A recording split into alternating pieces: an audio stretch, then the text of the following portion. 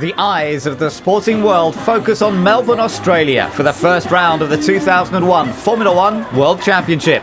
The sports-mad Australians turn out in their thousands and add a unique flavour to the event. Ferrari also made their mark during qualifying. Michael Schumacher and Rubens Barrichello easily captured the front row. Mika Hakkinen was their nearest rival. Highly rated debutant Juan Pablo Montoya lines up 11th.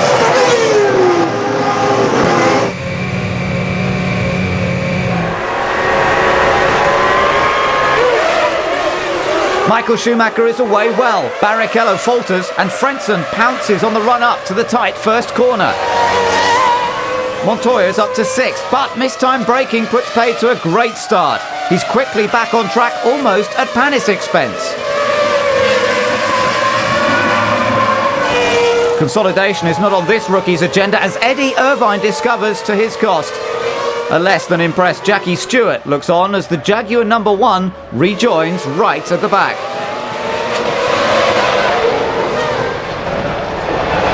Fourth place Ralf Schumacher does all he can to keep Barrichello behind him, but can't soak up all the Brazilian's pressure.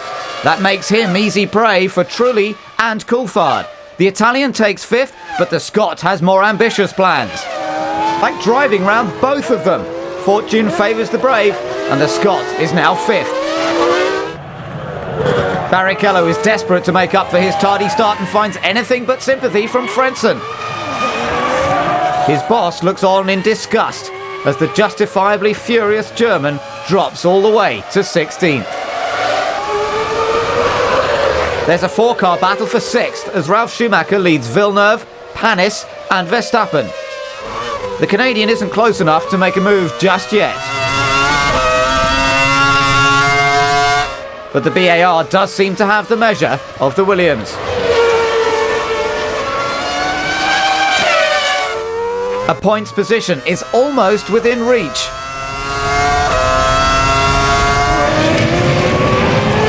But Ralph's braking catches out Villeneuve with horrendous consequences. Due to the strength of modern Formula One cars, Ralf Schumacher and Villeneuve are perfectly okay. Much to the relief of everyone on the pit wall, including BAR boss Craig Pollock. Unfortunately, a marshal has been seriously injured, and the safety car makes an appearance while the debris is cleared.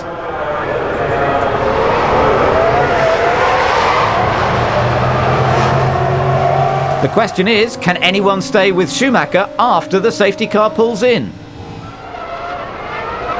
After 11 laps, it's time to get back to full speed. Following all his hard work, Barrichello is determined not to get caught napping.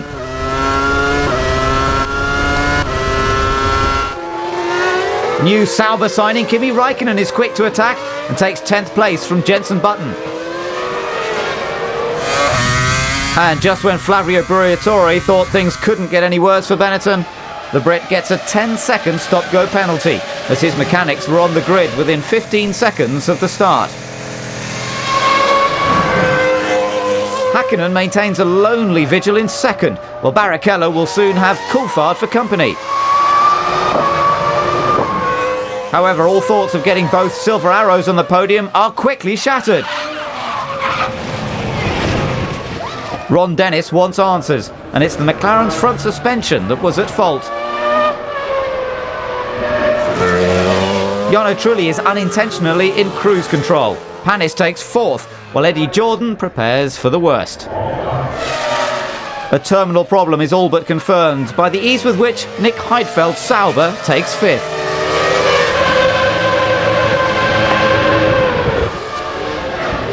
Barrichello's 2nd place is under threat as Coulthard intensifies his pursuit of the Brazilian. Once again, the Scot goes around the outside at turn 3 to continue his quest for the lead. Barrichello tries to hold his line, but Coulthard has none of it.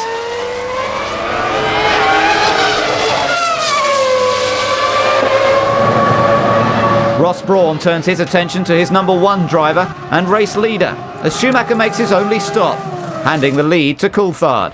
The surviving McLaren driver will have to go some to stay there.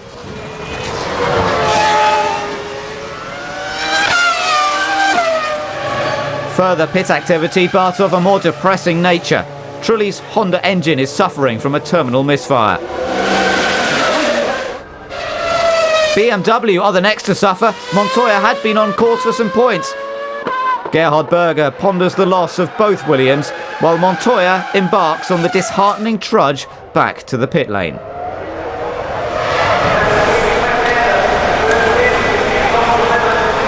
Coulthard gets there via more conventional means. The Scot looks safe in second place. The best battle on track is between Heidfeld and Frentzen for fifth. The experienced German dives down the outside, but his countryman is not short on racecraft. Peter Sauber couldn't be happier with the performance of both his young drivers.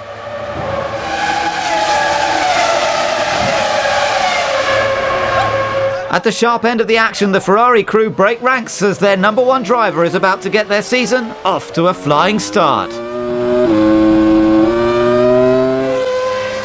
Michael Schumacher takes his second consecutive Australian Grand Prix victory ahead of Coulthard and Barrichello.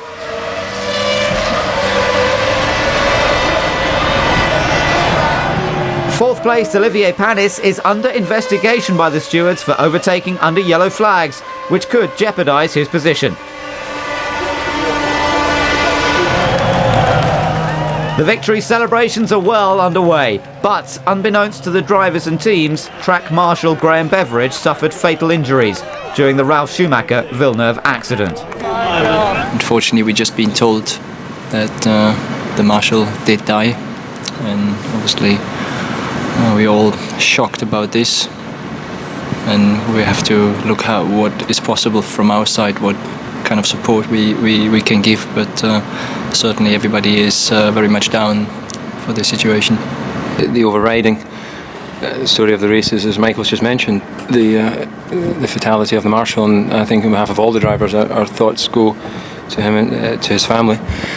And we need to obviously study how we can improve track safety to these people who give their time for us to enable us to go racing. Further celebrations were curtailed as a mark of respect.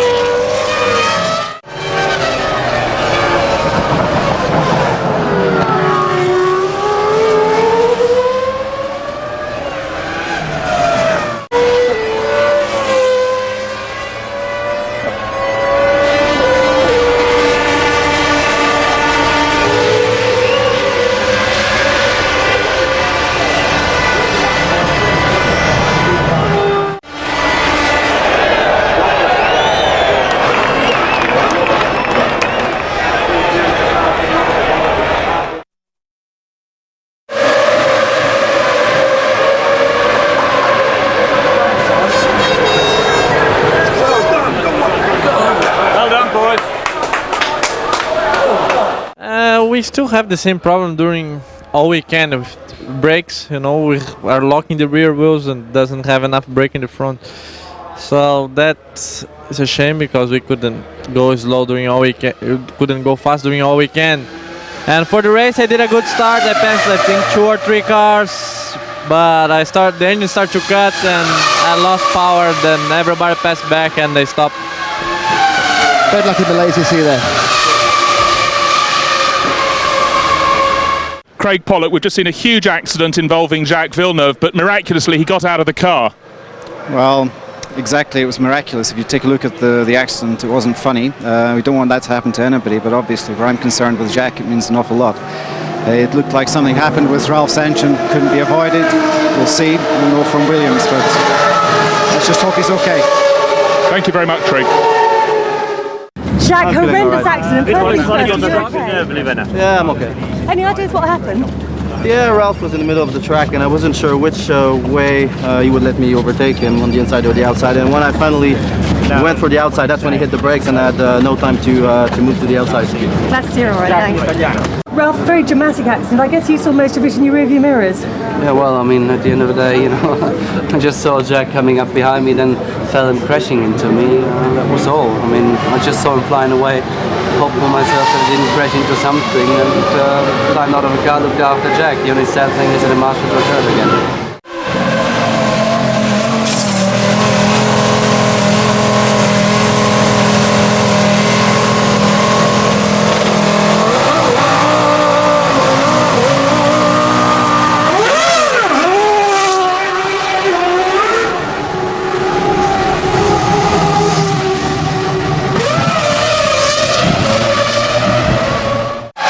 Dennis, we've just seen Mika Hakkinen go off in quite a big way. What did you see of the accident? Well, we don't. He wasn't complaining of any problem. Obviously, on the TV, he appeared sideways. We want to speculate whether he made a mistake or something happened on the car at this stage. The important thing is that he's unhurt, and there's 16 more races to go.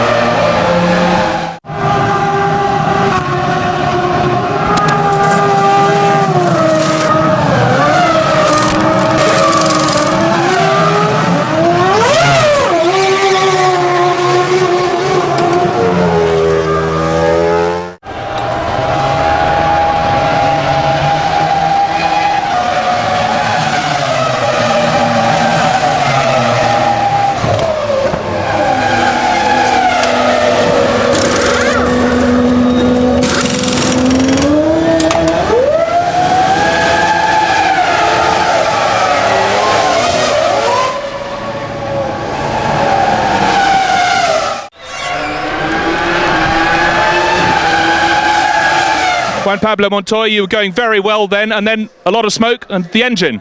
Yeah, I was a bit disappointed because it was a very good race, to be honest. It was a bit too great in the start and went straight through. But, it's quite, everything is experience, and I'm pretty happy with the result.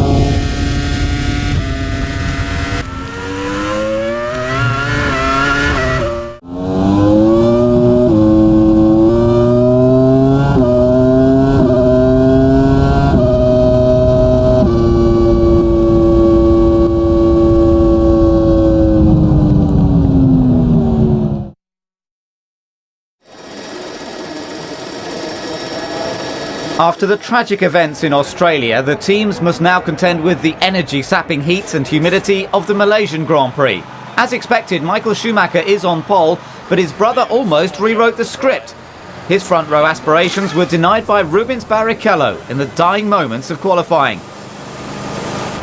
It's monsoon season in Malaysia, so did Ron Dennis pack his waterproofs? The temperature and wind direction and everything indicates that we're going to have a dry race.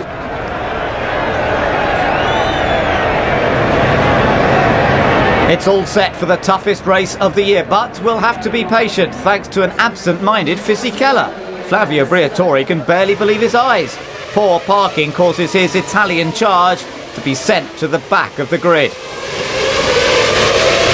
Montoya is also in trouble. His engine can take no more. The rest of the field starts the warm-up lap, leaving the Colombian next to no time to get into the spare Williams. Now the scheduled drama gets underway. Michael Schumacher takes full advantage of pole, leaving Barrichello to fight off Ralph and Jarno Trulli. They all want the same piece of track, and Ralph draws the short straw. Mika Hakkinen just avoids disaster, and amazingly so does everybody else. Super rookie Raikkonen is brought back down to earth by clutch failure, while fellow debutant Montoya makes up for lost time after starting from the pit lane.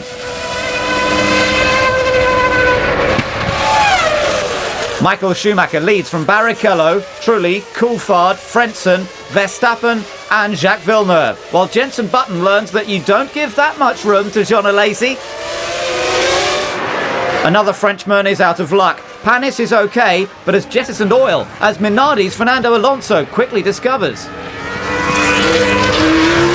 The Ferraris approach the invisible ice rink with predictable results.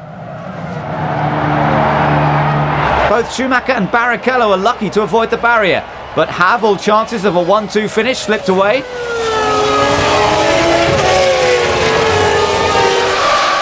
The Malaysian weather could come to the prancing horse's rescue. Surely stops for wet weather tyres aren't far away. Ron Dennis seeks an urgent meeting with his weather forecaster, while Villeneuve redefines the term aquaplaning. Obviously, this is a case for the safety car. Trulli now leads, but heavy braking, dry tyres, plus lots of surface water equals no traction. Rubens Barrichello makes the same mistake, swiftly followed by Fisichella. Verstappen also oversteps the limit of adhesion. Coulthard survives long enough to make it to his pit, as does Barrichello.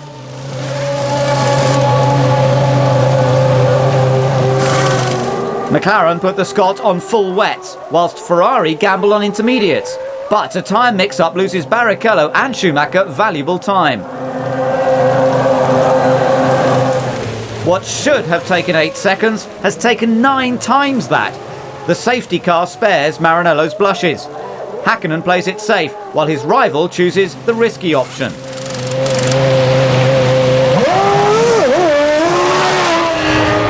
If the monsoon conditions persist, Ferrari may regret their gamble. Coulthard leads behind the safety car, ahead of Frentzen, Verstappen, Hakkinen and Trulli. Barrichello and Schumacher languish in 10th and 11th. Now the rain has eased, will their tyre choice be vindicated? We'll soon find out as the safety car pulls off.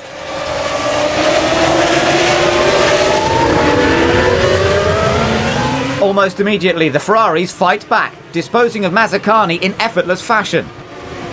Verstappen is also on a charge. A light fuel load and little downforce help his arrows blast past Frentzen's Jordan into second. Further back, Barrichello and Schumacher target 7th place Alesi. The Frenchman's Prost offers little resistance to Maranello's finest. Ross Brawn looks quietly confident as his boys start to squabble amongst themselves. The world champion is quick to assert his authority with a bold move around the outside of the Brazilian. Barrichello doesn't make it easy for Schumacher, but the German obstinately sticks to his line and takes 7th place. truly is in possession of the final points position, but hanging on to it is easier said than done. The advantage of intermediates is about to hit home at McLaren. Schumacher performs the easiest overtaking manoeuvre he's ever done on Häkkinen and moves up to third. Ferrari look unstoppable at the moment. Meanwhile, Ralf is also on a charge.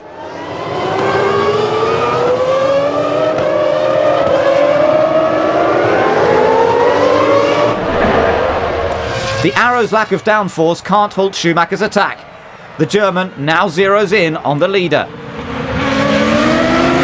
The McLaren team faces up to the inevitable as the world champion makes his move.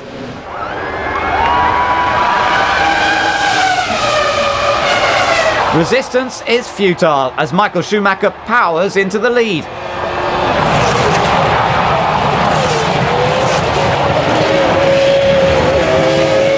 There isn't any more rain on the horizon, but a Ferrari 1-2 looks increasingly likely.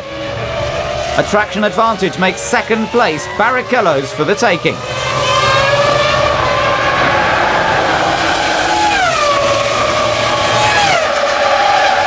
Häkkinen is in for his first scheduled stop. There are no quandaries about tyre choice now. The Finn rejoins in 8th, ahead of Ralf Schumacher. Barrichello temporarily drops to 4th, however, he'll soon retake Verstappen.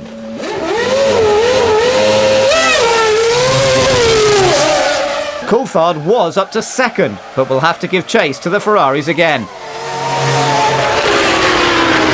Häkkinen closes on the now 4th placed Verstappen. Despite a horsepower deficit, the Dutchman refuses to yield. Their battle has allowed Ralf Schumacher to close and snatch 5th place. At the head of the field, Michael Schumacher makes his final stop for fuel and fresh rubber. No need to worry about losing the lead.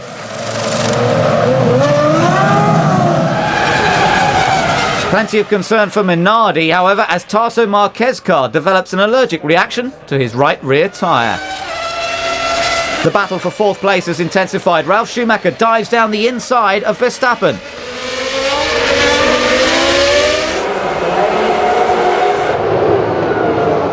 Jos the Boss makes life difficult for Häkkinen, opening the door for Frentzen as Ralf pits. No such hassles for Michael Schumacher, who's untroubled up front. Meanwhile, Williams focus on Ralf's defence of 5th from Häkkinen. A late pit stop has taken Verstappen out of the picture, and Frentzen is ahead. At the checkered flag, it's a familiar sight, a crushing victory for the world champion. The Malaysian Tifosi have more reason to cheer as Barrichello completes another Ferrari 1-2 ahead of Coulthard. A combination of great driving and strategy made Schumacher's victory look so easy, but it almost didn't happen. I thought it was all finished by whatever lap number when the rain started, and I went off the circuit. I was seeing the barrier already very close and thinking that's my part now. And then I saw Rubens just coming next by the same corner. So actually we were lucky that the car stood in shape and didn't get heavily damaged, and we were able to do the race we did finally.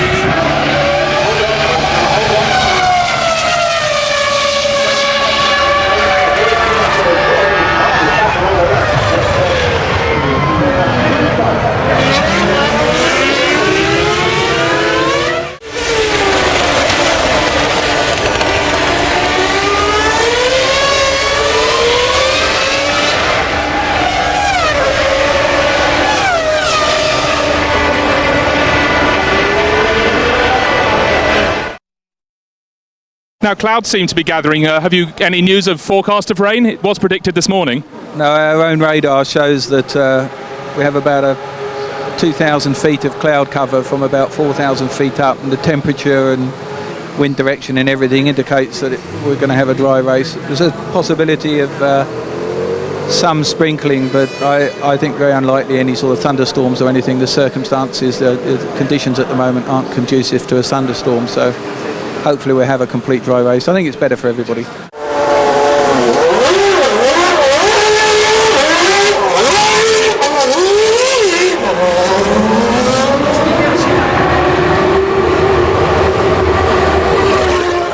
I think so. It's the problem, mechanic problem, oil system or something, because the engine fire is quite. It's a bad day for today because the team make very strong job this weekend. The car is very good. It's a one-stop strategy. I think is the good solution. The start is fantastic, but anyway, next time we'll be there. Before Jacques spun off, did he tell you how wet it was round the back of the circuit? No, he didn't say anything at all. We'd actually already called him in. He was half a lap from coming in to get the tyre change, so just bad luck. I think everybody was spinning off at the same place. I'm really very disappointed just looking on how little cars are running now and which teams are up there in the front. There are some occasions each year for a race like this where you can really go in the points, and I just throw it away.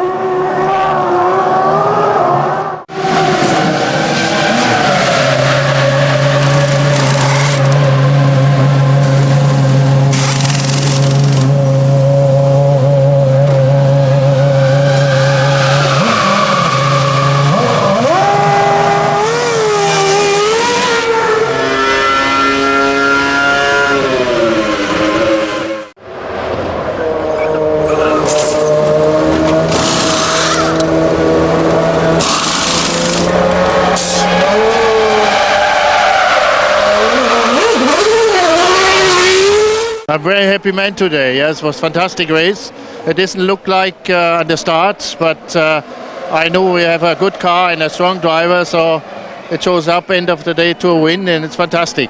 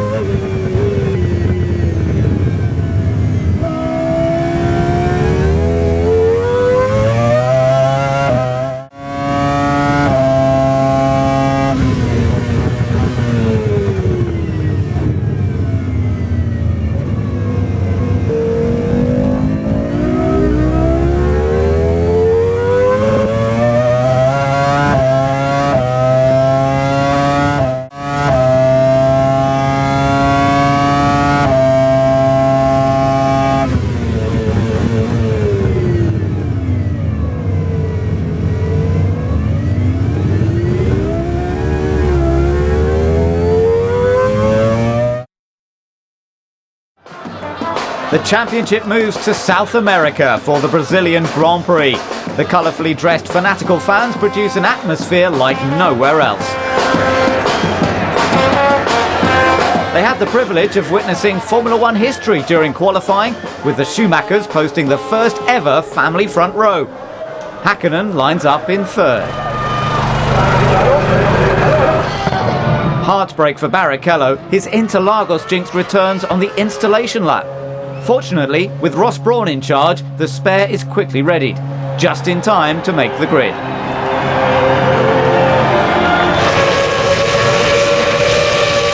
More panic. Hakkinen stalls, testing the reactions of those behind. Ralf Schumacher makes a poor getaway and fights for fourth with Trulli.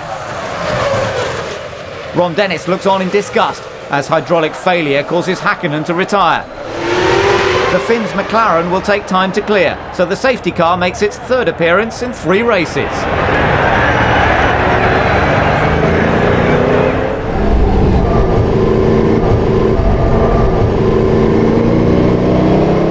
After just 1 lap, the safety car pulls in, and it's time to go racing again. Montoya uses all his US experience of rolling starts to get a run on Michael Schumacher. And just brushes him aside with no regard for his reputation, dropping the German into the clutches of Coulthard.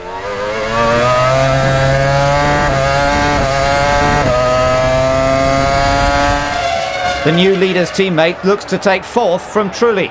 But Barrichello scuppers those plans, Ralf loses his rear wing, and Barrichello ends another home Grand Prix in the gravel trap.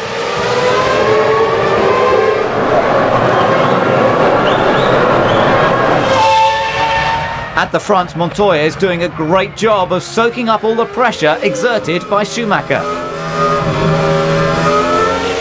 The Colombian's ultra-powerful BMW engine is a big help in keeping the world champion in his place.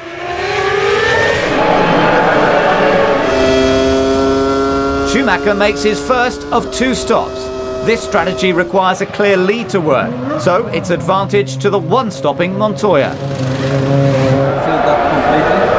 Gerhard Berger and Frank Williams could get a return on their investment very quickly as Montoya comes up to lap the back markers.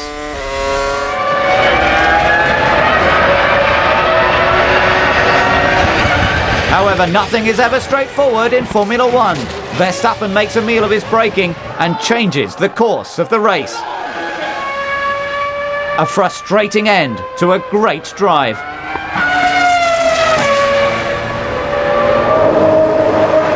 The McLaren mechanics spring into action. The new leader will soon make his scheduled stop. Coulthard is about to put his race into the hands of his pit crew. Schumacher powers up the start-finish straight. Can he get his race back on track?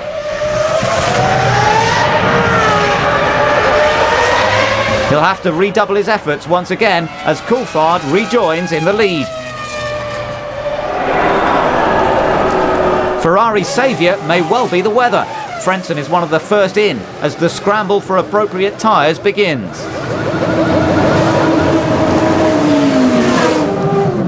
Michael Schumacher's trusty intermediates are ready, while Coulthard chooses to battle on with his dry tyres. But this isn't just a passing shower.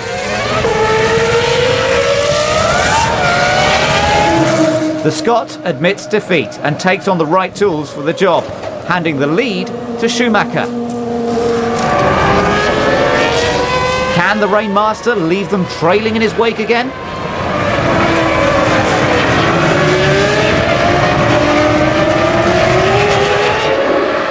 The Ferrari mechanics look on with concern. Schumacher's setup is not getting the best out of the intermediate tyres. Even staying in a straight line is a problem. It could have been worse, but now Coulthard has a fighting chance.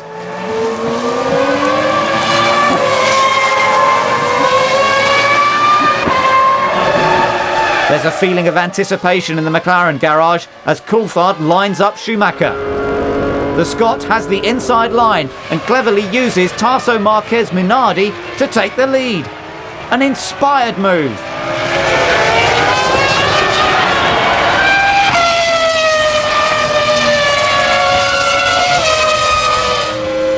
Schumacher struggles with the indignity of being overtaken twice and a badly handling Ferrari. An excursion into the gravel trap dashes all hopes of victory, and he's not the only one in trouble.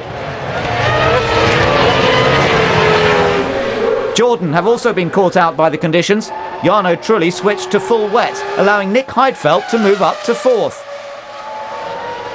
This is another great drive from the former Formula 3000 champion. A double blow for the Irish team. Frentzen retires from 3rd. Just when Eddie Jordan thought his spirits couldn't sink any lower, Trulli's tyre-induced woes continue. Panis makes up for his Australian demotion by taking 4th. Like Fisichella, he's on course to earn his team's first points of the season. A depressing sight for their fellow Honda users. Contrast that with the mood on the Sauber pit wall. David Coulthard approaches the line to take his 10th Formula 1 win, perhaps the most impressive of his career. He beat the Rainmaster in the wet. Sauber have put one over their better funded rivals, courtesy of Nick Heidfeld's first podium position. Coulthard now sits just 6 points behind Schumacher in the Drivers' Championship. I'm just delighted that I was able to get my 10th victory here. It's my sister's birthday, so she asked me for a win for her birthday, so it's the best present I could give her. So I'm really overjoyed. You know, this is definitely the best feeling I've had in a Grand Prix victory.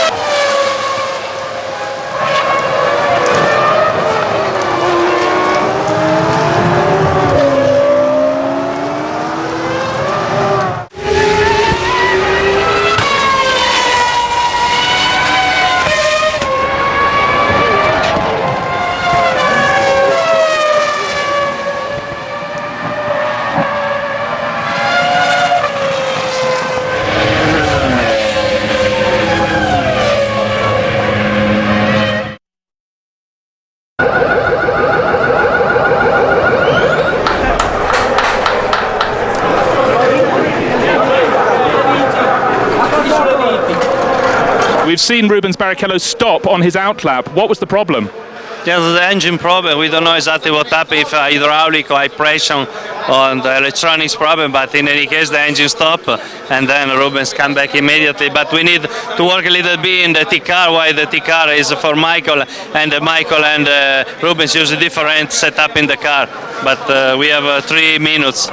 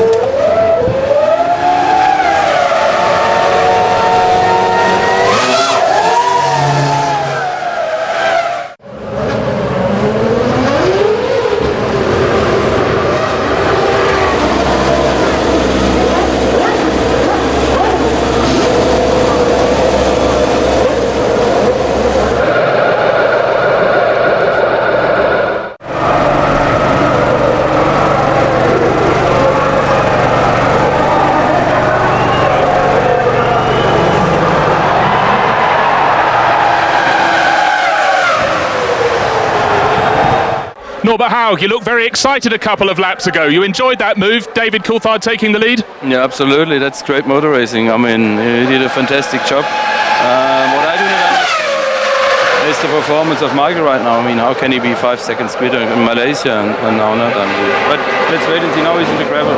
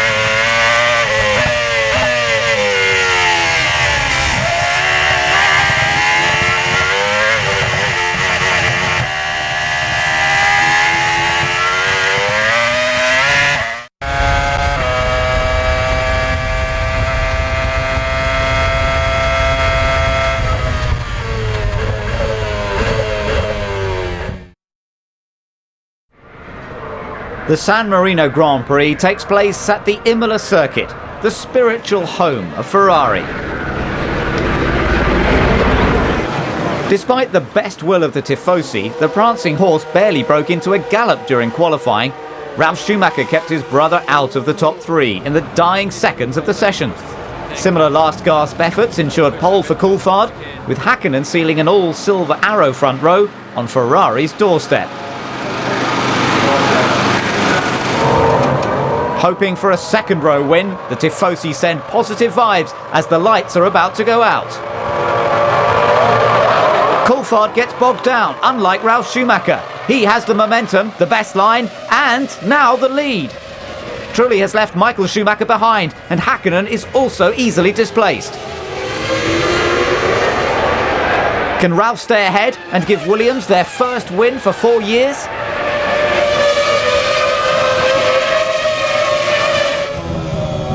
A home victory looks even more improbable when the world champion suffers a gear change glitch.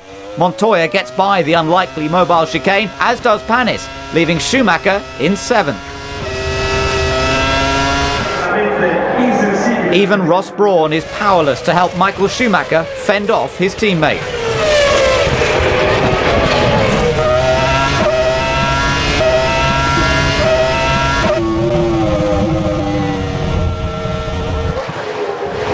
It's just as fraught at the tail end. Imola's curbs and a soft brake pedal leave Fernando Alonso a passenger.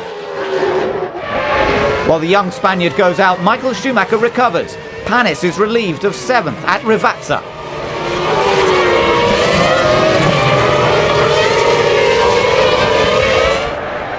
At the front, Ralf Schumacher is well in control ahead of Coulthard, but in case the worst happens, the mechanics circulate the emergency plan. Further back, Trulli is 3rd, but is holding up Häkkinen, Montoya, Barrichello and Michael Schumacher.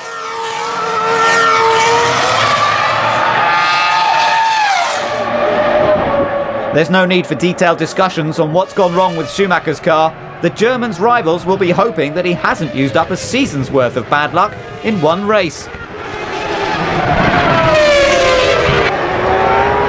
Any hope of salvaging some points has gone out of the window.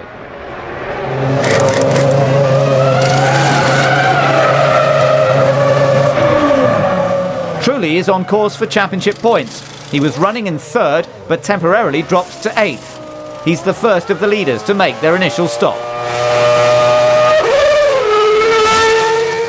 Michael Schumacher will see no return for his efforts. Brake and wheel rim problems cause his retirement. Montoya hassles Trulli for 6th. Tamburello isn't usually a passing place, but the Colombian ignores convention and muscles his way past. It's looking good for Williams. Ralf Schumacher seems on course for his first Formula One victory. Not too far behind, Häkkinen comes in for his first stop and slips to 4th behind Barrichello. Coulthard circulates without pressure in 2nd. He could secure the joint lead in the Drivers' Championship, if he stays there. Jacques Villeneuve won't be going much further, as his Honda engine makes it crystal clear it's had enough. Barrichello makes his stop. Can he keep Häkkinen at bay and stay in 3rd? An engine misfire ensures that Fisichello's progress is at an end.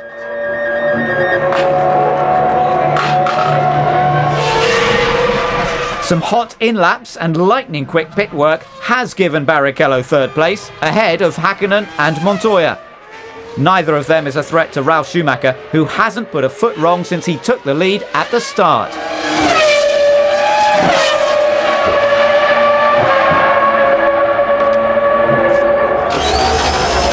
Montoya's good showing is tempered by a faulty clutch, which makes his final stop far from routine.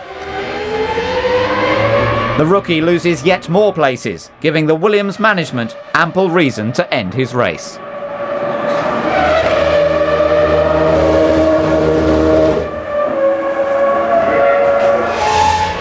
Ralf Schumacher zeroes in on a thoroughly deserved victory.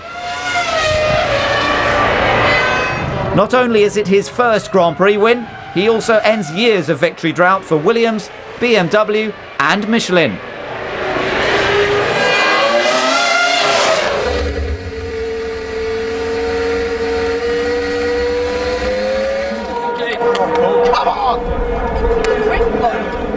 In a flashback to his karting days, Michael is the first on the scene to congratulate him.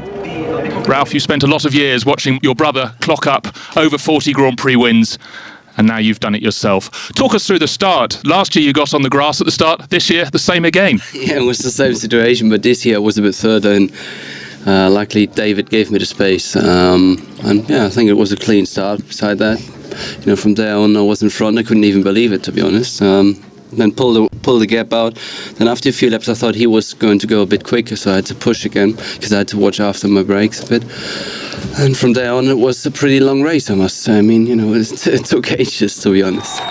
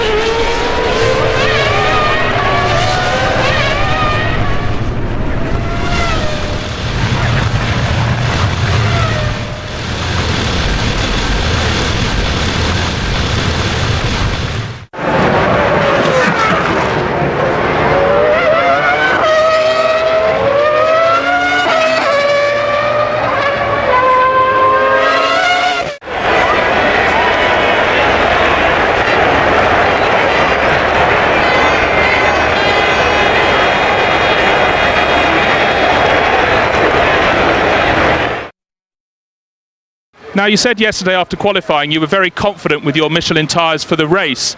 How confident are you that you can take the battle to the two McLarens ahead of you on the grid? Well, if I heard they took the softer tyre, and other Bridgestone teams are concerned about it, and I mean, I know the Bridgestone soft tyre, and if I look at the front tyre McLaren have, they don't look particularly good, so there might be a chance for us to beat them, yeah.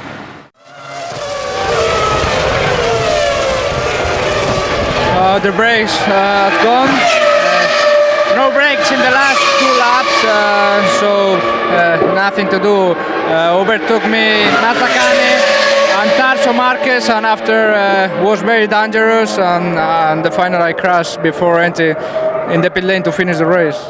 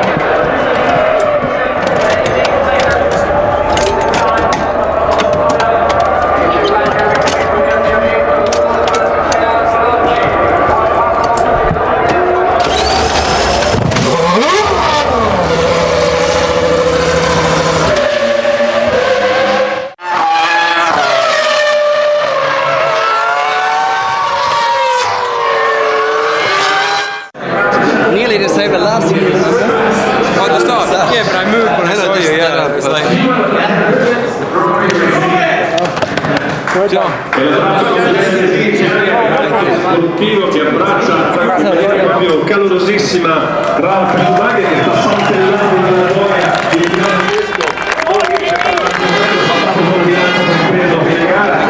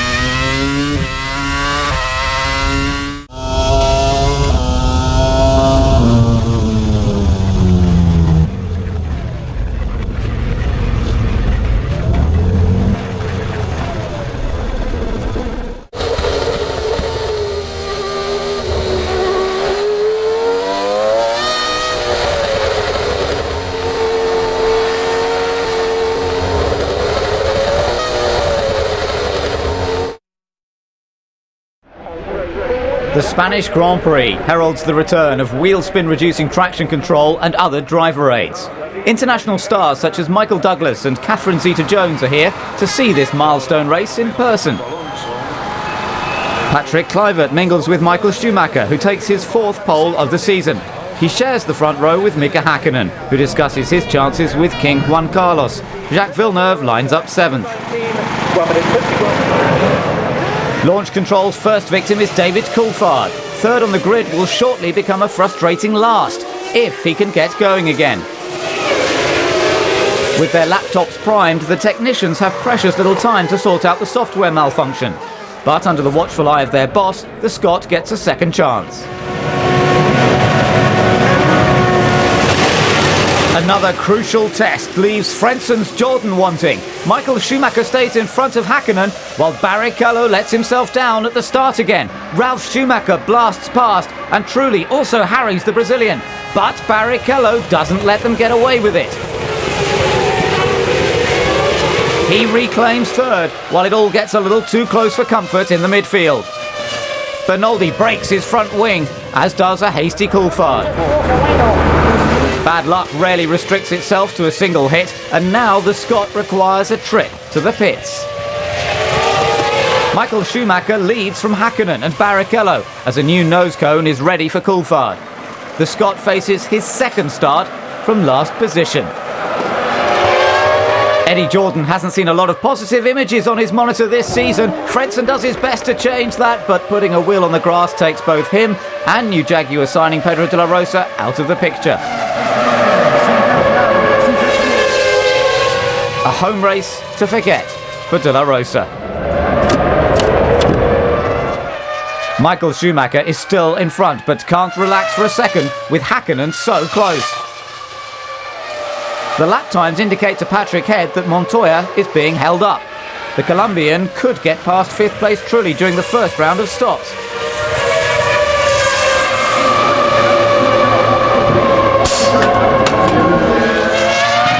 It's nearly time for Ralph's first stop, but a locked rear brake puts pay to the German's efforts.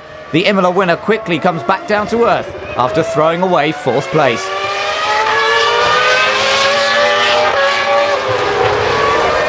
The first round of stops has been rough on Trulli as he loses another place to Villeneuve's BAR.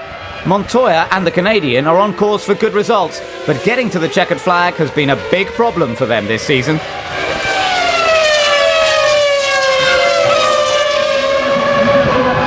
Schumacher is in the pits for his crucial second and final stop, while Hakkinen powers down the start-finish straight to assume the lead.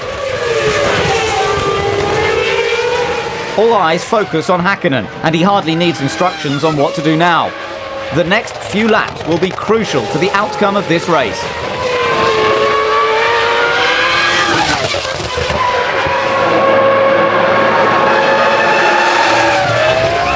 A potential podium position looks secure for Barrichello until mechanical problems intervene. The diagnosis is a broken rear suspension.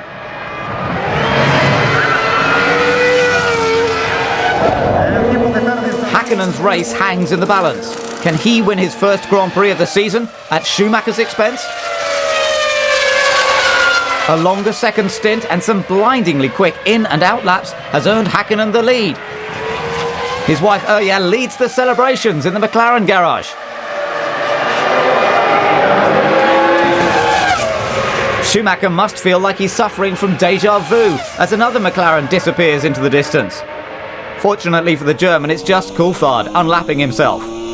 However, this slight drop in pace could be the byproduct of bad vibration on his final set of tyres. The way is clear for Mika Hakkinen to get back into championship contention. It's the last lap, and he's got a substantial lead. But in a cruel twist of fate, the former world champion suddenly slows. The Finn's faulty clutch leads to a more spectacular failure.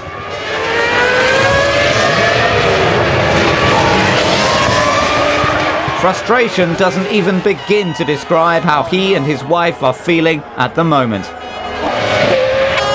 The terminally wounded McLaren is finally laid to rest, handing the race win on a silver platter to Michael Schumacher.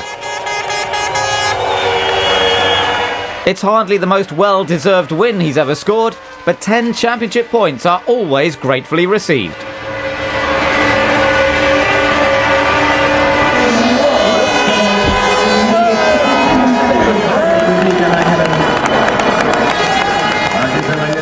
even though we fight for two different teams, two different interests, a lot of pressure, we always have got on very well. And in this moment, you have a lot of feelings for him. Häkkönen's catastrophe has allowed two other drivers to make history. Second place Juan Pablo Montoya earns his first trip to a Formula One podium, while Jacques Villeneuve gives BAR their first top 3 finish. The dignitaries quickly evacuate the podium before the champagne shower begins, and Villeneuve shows no sign of ceremonial rustiness despite it being 41 races since he last sprayed the bubbly.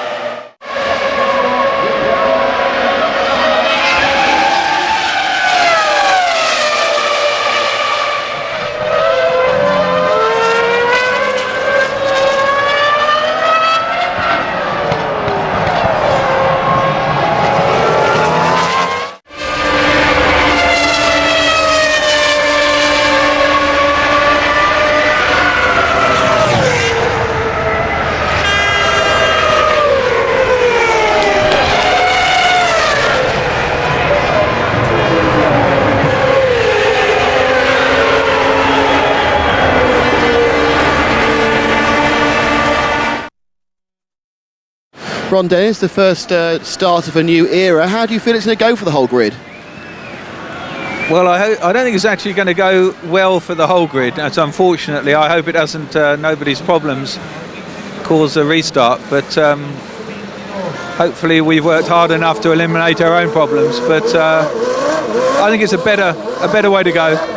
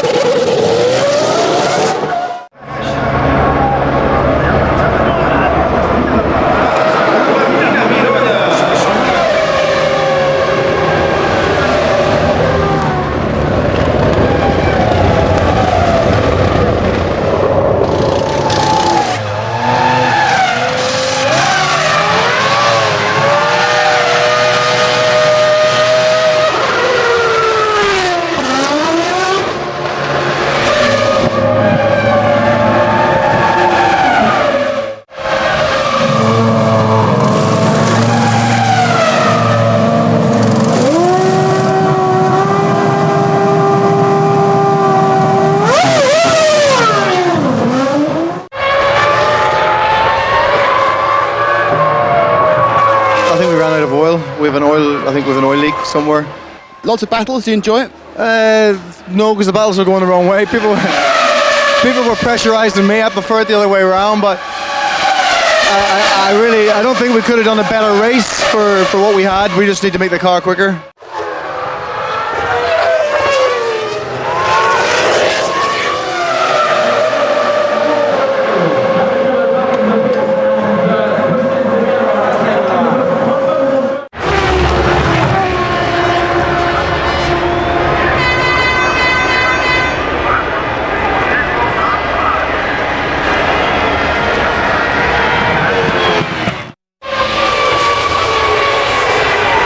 it's super disappointing. I mean, God damn it, you know, Jesus, you know, could it be fantastic, fantastic finish for me here. You know, it was going so easy, and I didn't even have to push. I was just more or less cruising, you know, short shifting, braking early, accelerating gently, but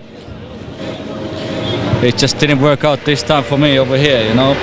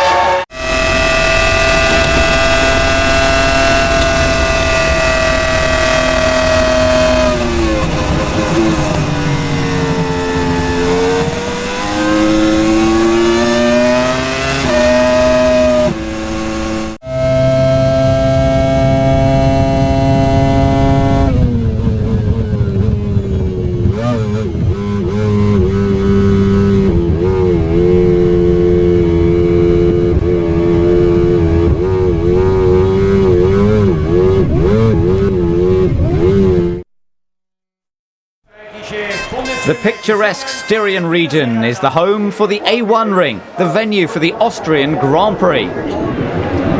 Qualifying was almost a Williams' benefit. Ralf Schumacher put his BMW V10 to good use and heads the second row. He was out-qualified for the first time this season by his teammate Montoya, but both were put in the shade by Michael Schumacher.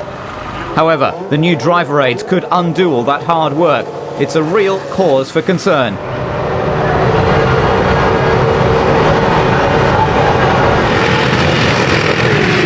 Four drivers failed to leave the grid, causing chaos behind. At the front, both Williams quickly relegate Michael Schumacher, with Montoya taking charge.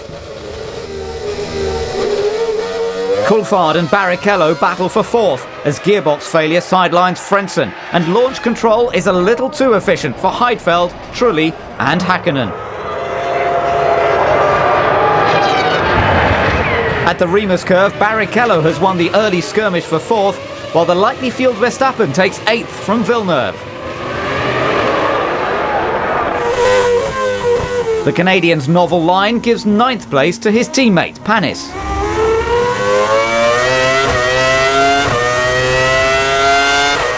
The safety cars had a busy season so far, and once again it is called out to aid Hakkinen's safe passage to the pit lane. The other three rolling wounded are already there. Trulli is able to get going again. It's touch and go for Heidfeld, but Frentzen isn't so lucky. Montoya leads during this no overtaking period, ahead of Ralf and Michael Schumacher, Barrichello and David Coulthard. That could change very quickly as the safety car's lights have gone out. It's time to get back up to speed. Hakkinen does that, albeit a lap down.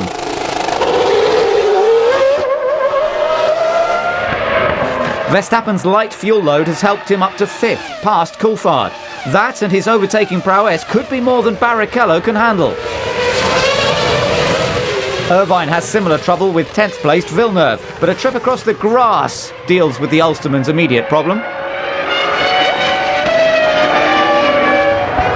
Ralf Schumacher struggles in second place, and rapidly decreasing brake power means that his race could come to a sudden halt, even if his car can't.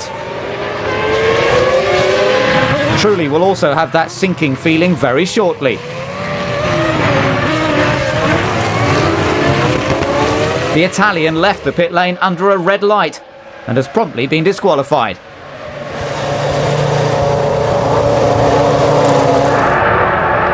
As Michelin feared, Montoya's tyres experience a significant drop in performance. Are his defences up to the task?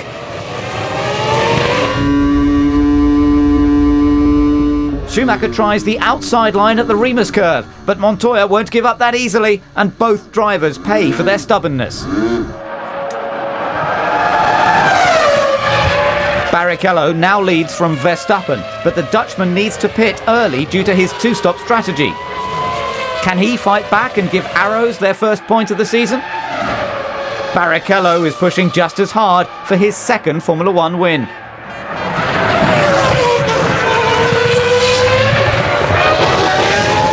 Michael Schumacher's fight back starts at the expense of fourth-placed Olivier Panis.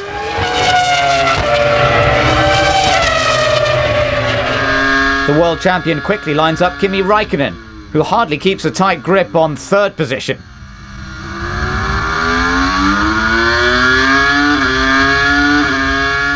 The German's pit board shows that Coulthard is the next target. The Scot is second, ahead of the rapidly gaining Michael Schumacher. It looks as if the German's Ferrari is undamaged after his clash with Montoya. The Colombian spectacular race comes to a disappointingly tame end, thanks to hydraulic failure.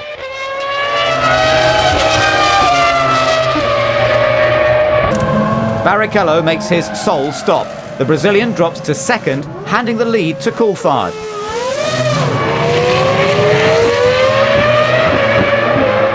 Now, can the Scot take advantage of a longer first stint and keep the lead?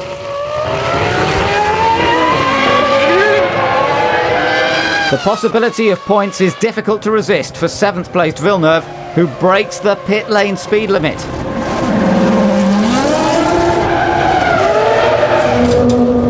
The best driver aid is an efficient pit crew, and the McLaren team rarely lets its drivers down. Can the boys keep the prancing horse at bay? The pit lane is very long here, but Barrichello has traffic to deal with. The English team has done it again, but now the focus shifts to the Silver Arrow's reliability. The events of Spain are all too fresh in the memory for McLaren personnel.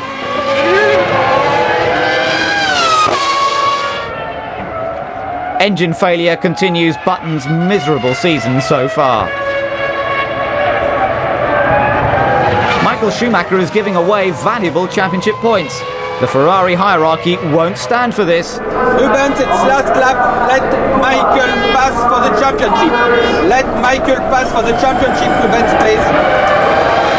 Time is running out for the order to be obeyed. Coulthard approaches the line for a well-earned victory, while Barrichello makes his feelings abundantly clear by yielding to Schumacher at the last possible moment. The Scots win helps ease the pain of Häkkinen's Spanish disaster. Raikkonen finishes 4th, and Verstappen nets Arrow's first point of the season. After handing over second place, Barrichello's morale is at rock bottom. Coulthard's outlook couldn't be any more different. His win takes him to within 4 points of the championship lead.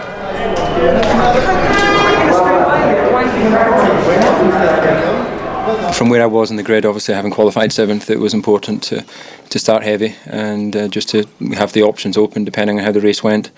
I was able to lean the engine out early on after the first few laps and save quite a few laps of fuel, as well as obviously with the safety car, and that enabled us to go quite long. Schumacher's lead could have been down to just 2 points. Barrichello knows that all too well.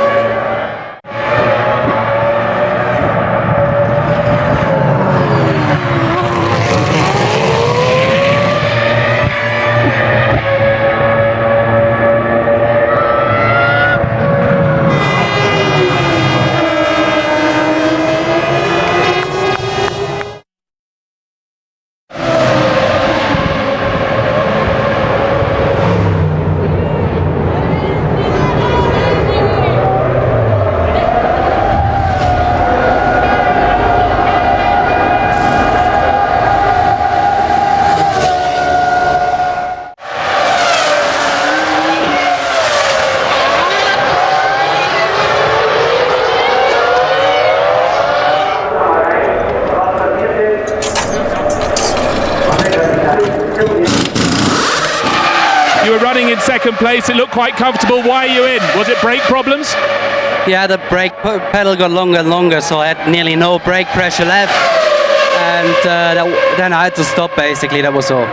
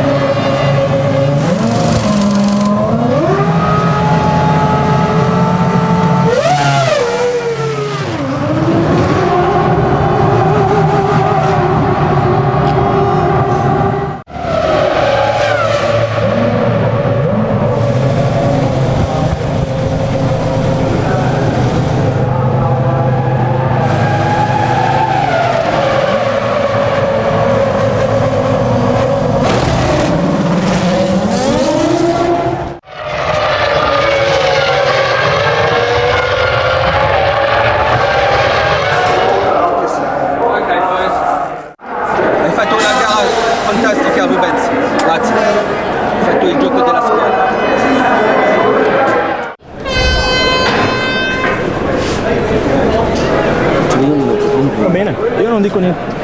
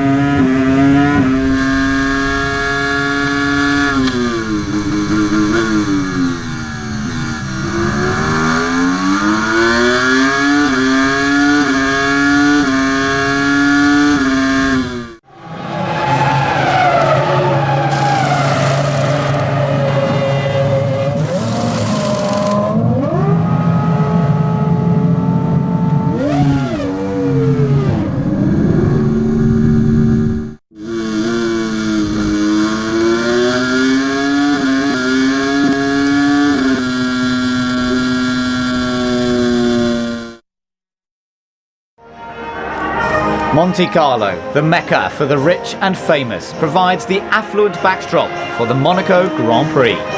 The motto here is, if you've got it, flaunt it.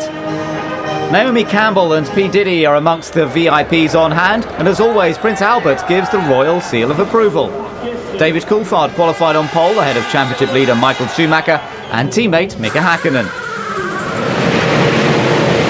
The field gets set for the warm-up lap, but it won't be led by Coulthard.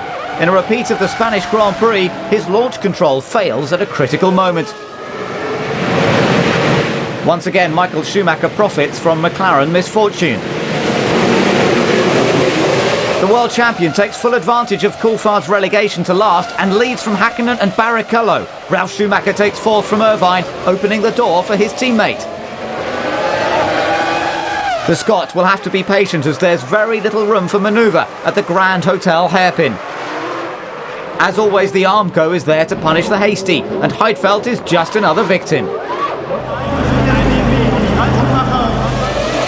Schumacher leads from Häkkinen, Barrichello, Ralf Schumacher and Montoya. The former Formula 3000 champion has had an incident-packed first 6 races, and a trip over the curbs here sets him up for more of the same. His bosses love his speed and fighting spirit, but a few more finishes wouldn't go amiss. Barrichello approaches the tunnel as he pursues second-place Häkkinen. There's more than just light at its end. A potential Ferrari 1-2 is on offer thanks to the Finns' handling problems. A dreadful weekend for McLaren, and indescribably frustrating season so far for their former world champion. A total of 4 points is a miserable haul for a driver of his talents. Michael Schumacher, Barrichello, Ralf Schumacher.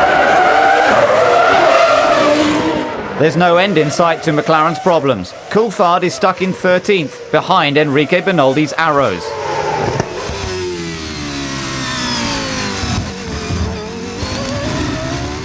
Precious few overtaking opportunities and some great defensive driving from the Brazilian will test the Scots' strength of character to the limit.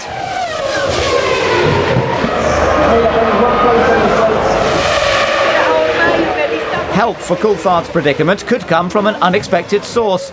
Can the Scot take advantage as Schumacher comes up to lap him and Bernoldi? He gives the race leader plenty of room, but loses valuable ground to Bernoldi. Ferrari is not likely to shed any tears. Honda power comes to the fore in the battle for 5th. But Trulli and Villeneuve will soon be joined by Fisichella's Bennett and Renault. However, all thoughts of a 3-way scrap melt away like Trulli's engine.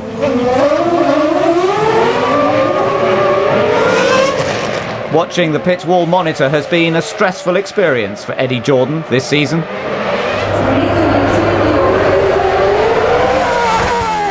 Eddie Irvine looks set to equal Jaguar's best ever result if he can hold on to 4th place. The Ulsterman's advances further frustrate the progress of Coulthard, who is still stuck behind Bernoldi. Monaco has the habit of turning the form book on its head. It's unlikely that team principal Bobby Rahal would have predicted one of his cars would be lapping a McLaren. Michael Schumacher is seldom prey for upsets. That's why he's a magnet for other sports stars, like Ronaldo. John Alesi is in 6th. His hold on the last championship point becomes even more secure, following Frenson's misjudgment in the tunnel. Driver-team boss relations will be the biggest casualty of that crash. At the front, Michael Schumacher comes in for his one and only stop. This allows his teammate to assume the lead. Albeit briefly, as the Brazilian has yet to make his stop.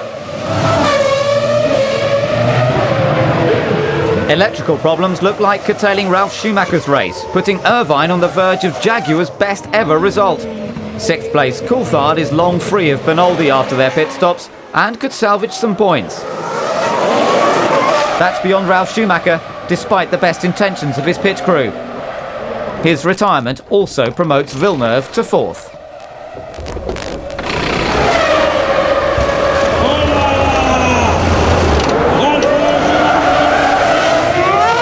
Rubens Barrichello's short tenure at the front is about to come to an end as he pits for more fuel and fresh rubber. The Brazilian leaves the way clear for Michael Schumacher to retake the lead.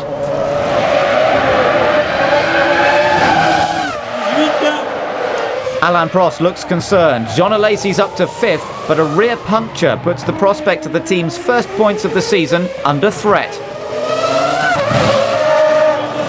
The problem is quickly dealt with. This stop lets Coulthard up to an unthinkable 5th, but the Frenchman is still on course for a valuable championship point. Michael Schumacher's victory has never been in doubt. He can even afford to slow right down to let Barrichello close for the grandstand finish. There'll be plenty of basking in reflective glory for Irvine, who bags Jaguar's first ever podium. Much to the relief of Bobby Rahal. Schumacher celebrates a 5th Monaco victory, while Prost saviour Alesi forgets there's barely enough room to swing a cat at La Rascasse, never mind an F1 car. He finishes 6th, behind Coulthard. I don't know what is so special. I certainly love that circuit. I have always found it easier to find my setup, which is very important again here, to throw around the car through the corners. But you have to be lucky to some degree as well. Yeah, it's fantastic to get a podium, and especially here, you know. To have 2 Ferraris and a Jaguar on the podium in Monaco's really what Formula One's about in a way. So far, Formula 1 2001 is about Schumacher and Ferrari domination. The world champion's 4th victory takes him 12 points clear in the Drivers' Championship, while Barrichello's 2nd place helps give Ferrari a 32-point lead in the race for the Constructors' title.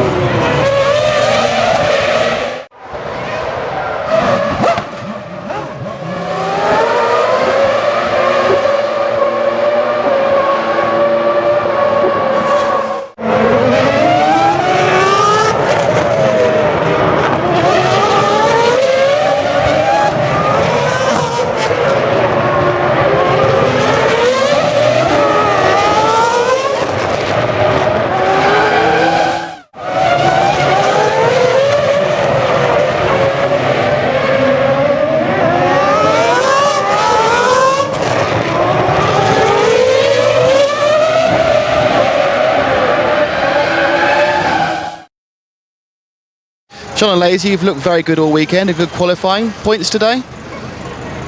You know, before the race it's very hard to express what really I would like to do. Obviously, I had a very hard season so far since the beginning. So here I have a chance to do well, and I will take this chance. I would like to have just 10 Monte Carlo at the championship.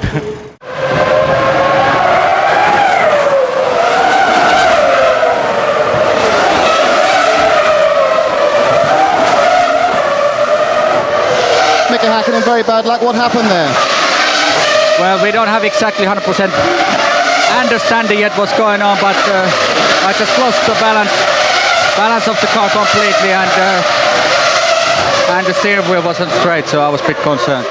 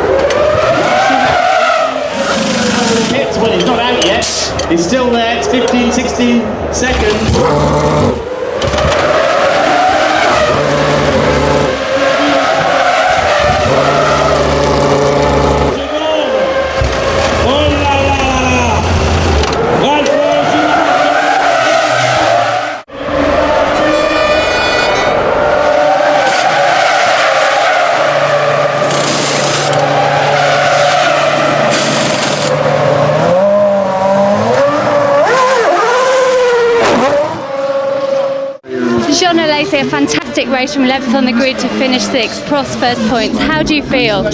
I feel really relaxed now because it has been such a long time without point.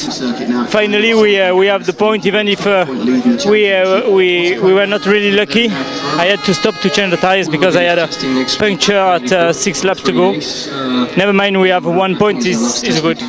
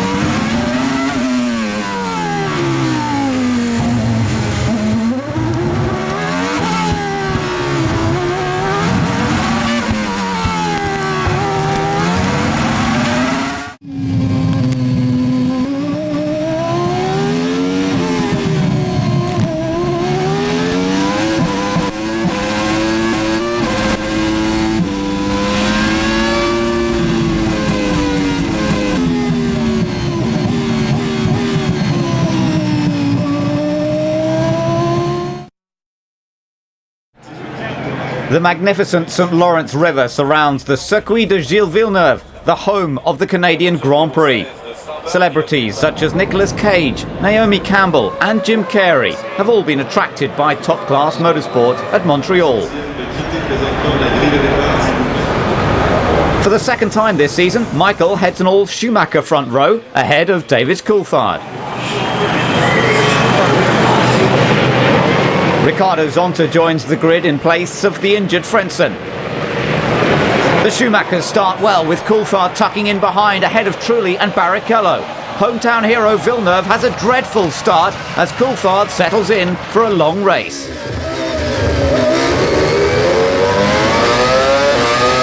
Barrichello uses his horsepower advantage and a light fuel load to leave Trulli behind as the field approach the slowest corner on the track. With plenty of heavy braking, the discs get a real roasting at this circuit.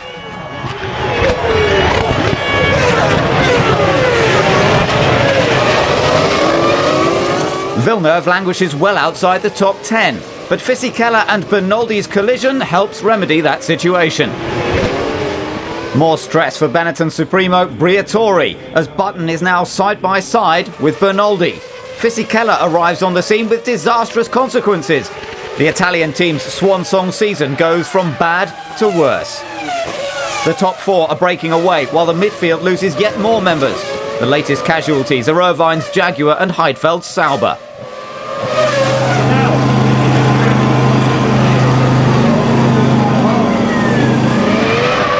Barrichello is the man to watch as he effortlessly drops Coulthard to 4th. Ralph isn't having such an easy time with his elder brother, and he will soon have another Ferrari to deal with.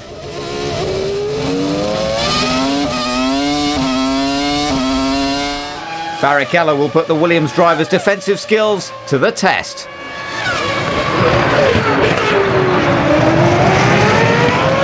The Brazilian looks ready to pounce, but is too eager to get the job done. He had switched off his traction control to get rid of a misfire, but the cure has a devastating side effect. Barrichello rejoins in 14th. Jenson Button takes his 10-second stop-go penalty for a jump start, while the pace of the Schumacher brothers is proving too much for third place David Coulthard.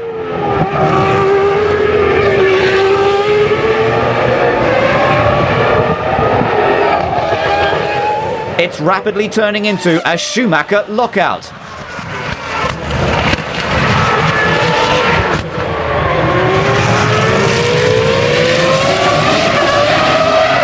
Barrichello's recovery drive is well underway. But Montoya's mistake forces the Brazilian into suicidal evasive action. The remaining Ferrari and Williams lead behind the safety car, ahead of Coulthard, Trulli, Panis, Verstappen and Raikkonen. Montoya and Barrichello begin the post-mortem as the safety car pulls off and the green light goes on.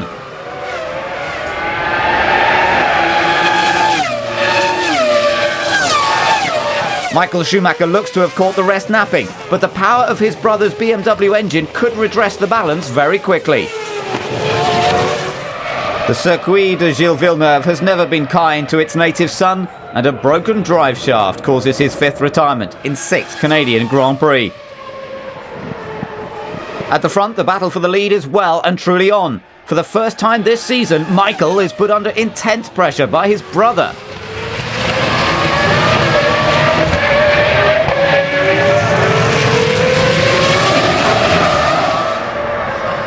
Ralph ponders a move down the inside, but there's no need for heroics now as Michael Schumacher comes in for his only stop. Some qualifying laps are now in order if Ralph wants to keep the lead. The ball is well and truly in his court as his brother gives chase.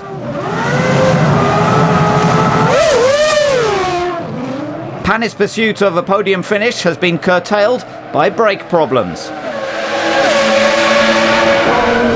Hakkinen is having one of his more uneventful drives to third place, but he'll be there to pick up the pieces should the leaders fail. There's no sign of any weakness in race leader Ralf Schumacher's performance. He's put in some red-hot laps since his brother pitted, and now it's time for the mechanics to do their bit. Ralph's Michelins perform better in hot temperatures and give the Williams team a chance for their 2nd win of the season. Easier said than done, with a 3-time world champion behind you.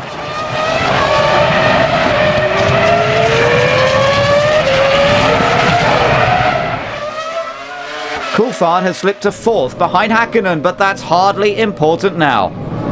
Norbert Haug and logistic coordinator Joe Ramirez look on in disgust as the Mercedes cremation finally stops in the pits.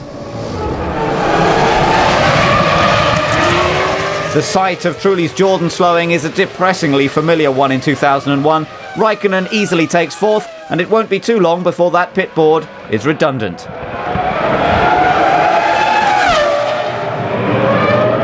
The Italian is another victim of the circuit's appetite for brakes. That leaves Raikkonen en route to 3 points, and allows Alesi to build on his Monaco breakthrough. Jos Verstappen had been on course for his 2nd point of the season, but his brakes can't stand the heat. Ralf Schumacher's Williams has exhibited bulletproof reliability, and the German's pace, particularly around his pit stop, was more than enough to earn him his 2nd victory.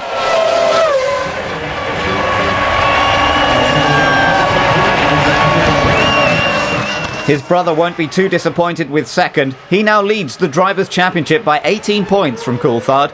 The Scots teammate earns his 1st podium finish of the season, while Schumacher Jr.'s army of disciples continues to grow.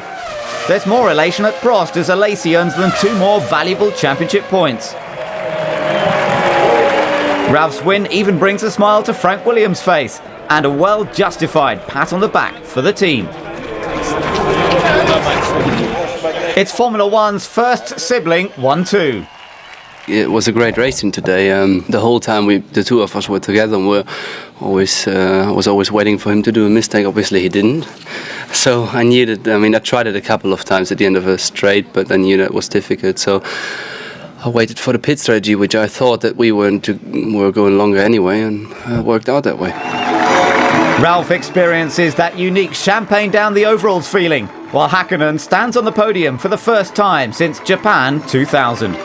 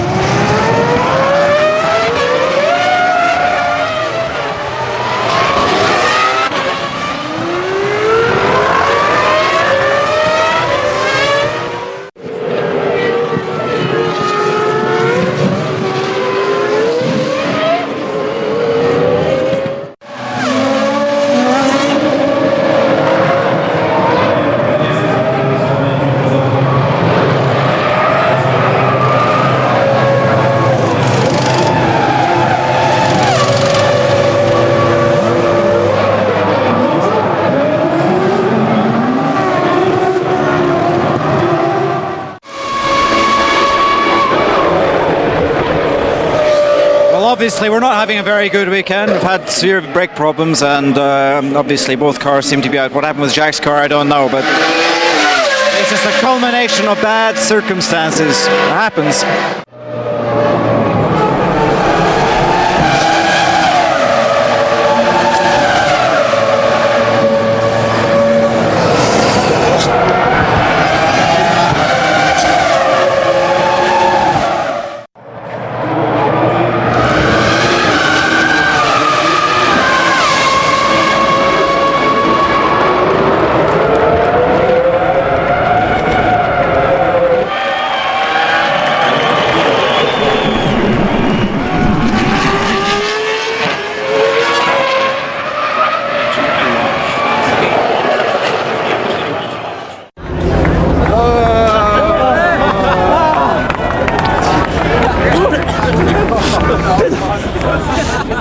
feel very happy, especially because my team really is enjoying these 2 points. I mean, it's great.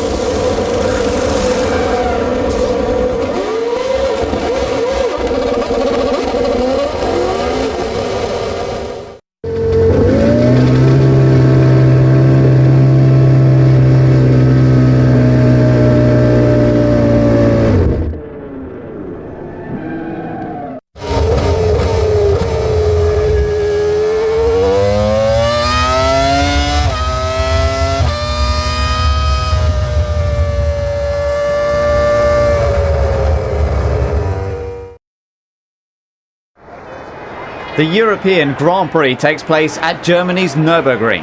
This is Schumacher country, so it's no surprise to see the stands coated in Ferrari red. However, their heroes sent heart rates rocketing during the installation lap. A fuel pickup problem struck the spare car, which left the pole sitter stranded on the circuit. Help came from an unlikely and less than desired source. Schumacher's rescue resulted in a PR nightmare. Once back at the pits, he was able to take the start in his designated race car.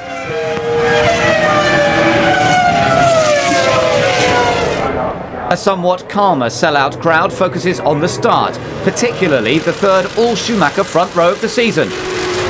Both get away cleanly, but Ralf may not think his brother's tactics are whiter than white. Montoya claims third, while Coulthard slots into fourth. With the exception of Tarso Marquez, everybody gets through the infamous Castrol S safely. The Schumachers lead, followed by Montoya, Coulthard, Hakkinen and Trulli. Strategy master Ross Brawn looks on as his number one driver comes under increasing pressure from his brother. The Nürburgring's long straights should favour the BMW V10, but the Ferrari is a tremendous all-round package and has been on the pace at nearly every race so far. The Williams mechanics are thinking several laps ahead to the first stops. However, Ralf may not need their help to capture the lead.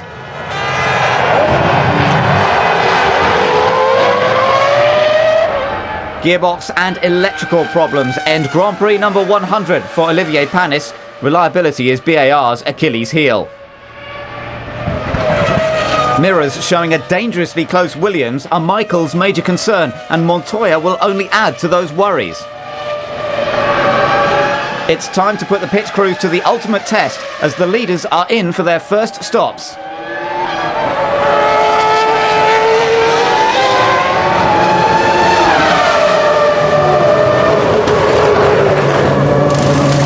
There's very little in it, but Ferrari get their revenge for Canada and Michael stays ahead.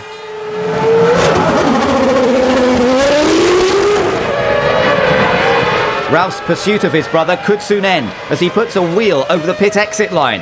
That's against the rules, and to make matters worse, he's now fourth behind Coulthard. which will soon become third as temporary leader Montoya makes his stop. Ralph retrieves second from Coulthard's off-the-pace McLaren.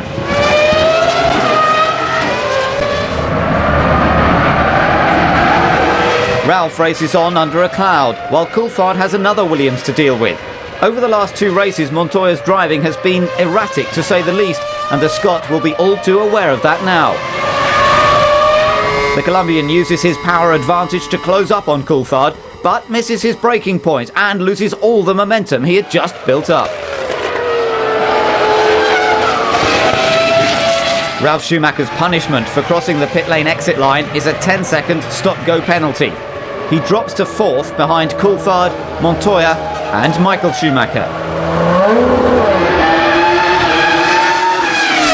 The Colombian has profited from his teammate's mistake and Coulthard's pit stop, but will do well to threaten the world champion. For the second consecutive race, Trulli slows to a crawl, this time with a transmission problem. Frenson's faulty traction control ends another miserable weekend for the Irish team. Barrichello's rather dreary race is livened up by a spot of rallycross. There's no need for divine intervention though. The Brazilian is far enough ahead of Häkkinen to stay in fifth.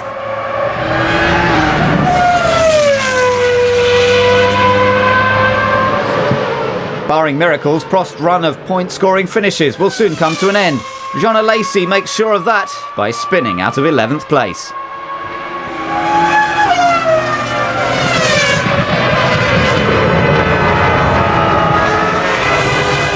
Another near faultless performance earns Michael Schumacher his fifth win of the season.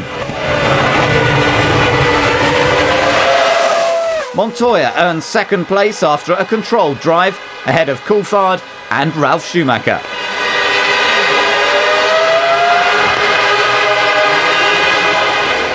The world champion goes 24 points clear in the Drivers' Championship.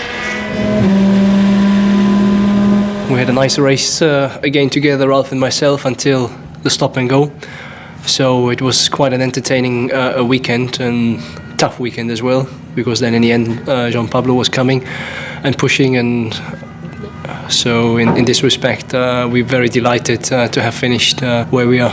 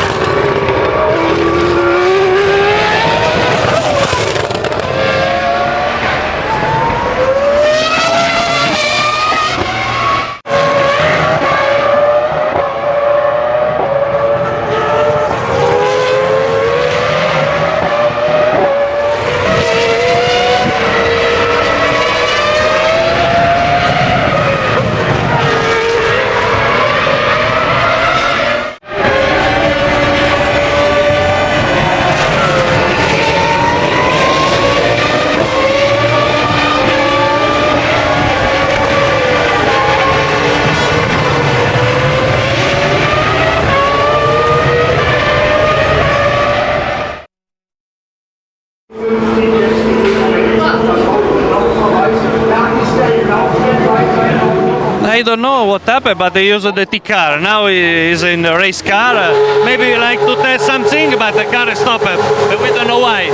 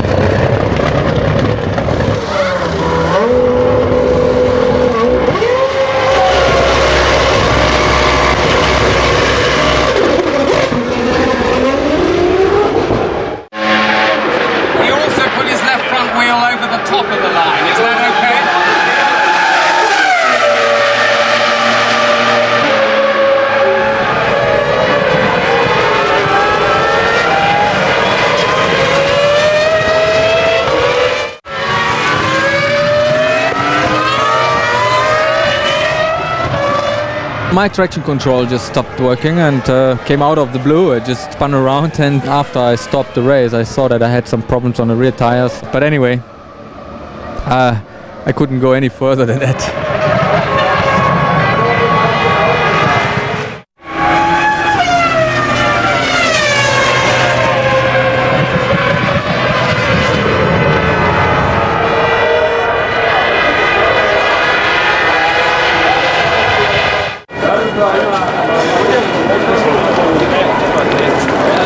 The rules are the rules, and I didn't actually see it, but apparently he crossed the right white line on the pit exit. I don't know why, but anyway, he got the penalty, and that rather destroyed his race, obviously. Great for Juan Pablo to get a result. He's had a bit of a difficult time in the last few races, as people have seen, and come under a bit of pressure. And he drove really well today, and I hope his championship can build from here.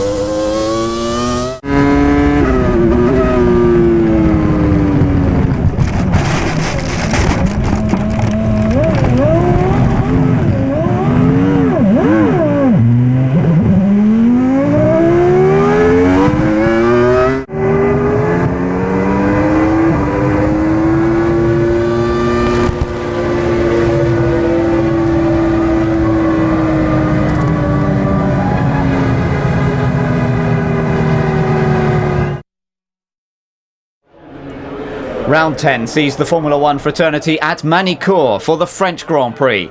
A spectacular display from the country's Air Force takes the fans' minds off matters on track, while Irish midfielder Roy Keane tries to do the same for Eddie Jordan.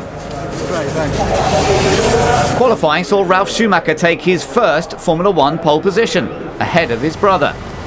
Coulthard and Hakkinen fill out the second row.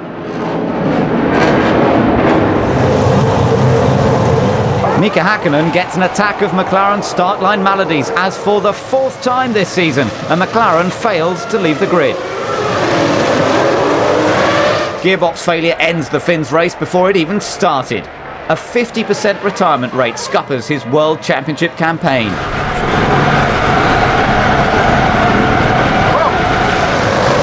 With the flying Finn grounded, the now 21 car field sets off. Ralf leaves his brother behind, and Michael now has to fight off Coulthard and Montoya. Ferrari's number one wins that battle. Coulthard is third, ahead of Montoya, Trulli and Barrichello.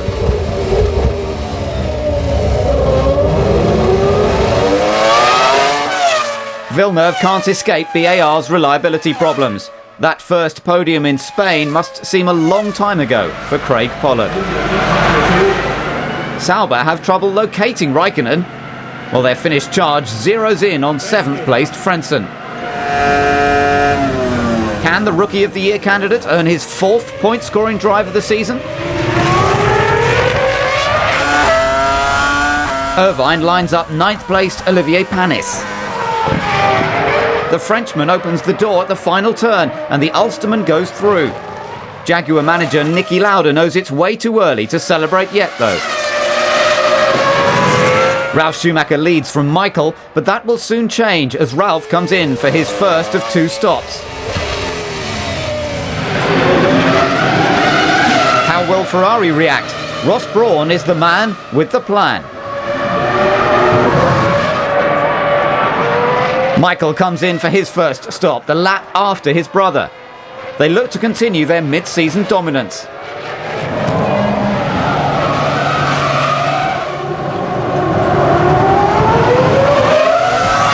Michael has got ahead of Ralf, and once all the front runners begin their second stints, he will assume the lead.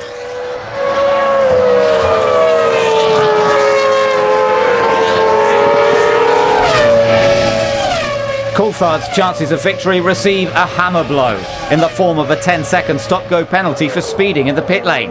He drops to 5th. Irvine continues his charge and dives down the inside of Frentzen. The German uses desperation tactics to keep the Ulsterman behind. Accidentally or not, that manoeuvre will only serve to infuriate the already fired-up Jaguar team. Perhaps fearing a stop-go penalty, the German does the right thing shortly before the Adelaide hairpin.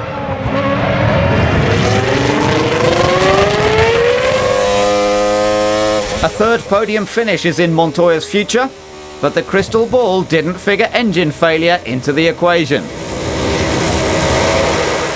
Irvine's Cosworth also lets him down on the verge of glory.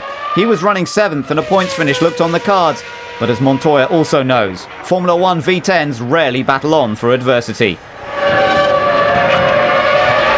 Montoya's demise sets up a battle for third between Coulthard and Barrichello. The Brazilian is on a 3-stop strategy, the result of which will be clear very shortly. Barrichello gets out ahead, but there's still time for Coulthard to challenge for 4 championship points. Coulthard will have his chance soon as the battle for third encounters traffic. Jean Alesi's soon-to-be lapped Prost enables the Scot to have a go down the inside. He has the best line into the corner, but Barrichello has more momentum at the exit and stays in front. Victory and a career milestone await Michael Schumacher at the checkered flag. The German's 6th win of the season also marks his 50th Formula 1 victory. Ralf could have made his brother's life more difficult, but for a bad set of tyres on his second stint. The remaining podium position goes to Barrichello, chased all the way by Coulthard.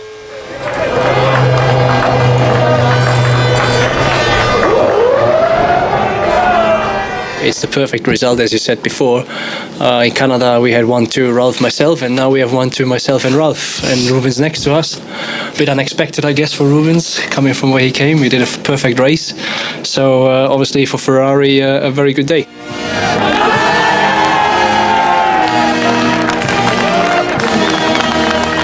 Michael Schumacher leads the Drivers' Championship by 31 points, and Ferrari have nearly double the Constructors' points of the McLarens.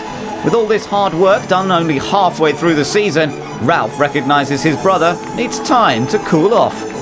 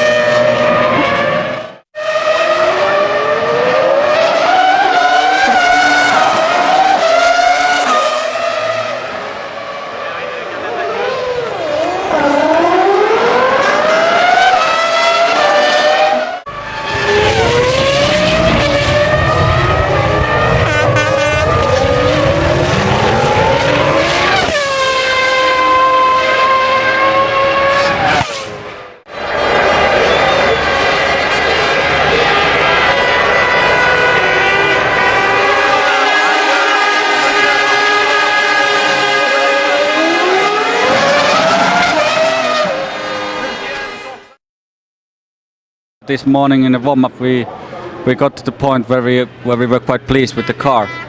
Nevertheless, the temperature has changed a big way from this morning, so it's going to be very hot and tires going to be a big key issue in this Grand Prix, so we better keep it cool. Best of luck. Thanks, Mika. You failed at the start there. What broke on the car? Was it the drive shaft? Really don't know. The team tried to start the car. They were trying to start it, but it just didn't. Engine didn't even spin. Didn't even roll. Some reason. Something has broken inside somewhere. It didn't start. It's not your year. Very bad luck, Mika.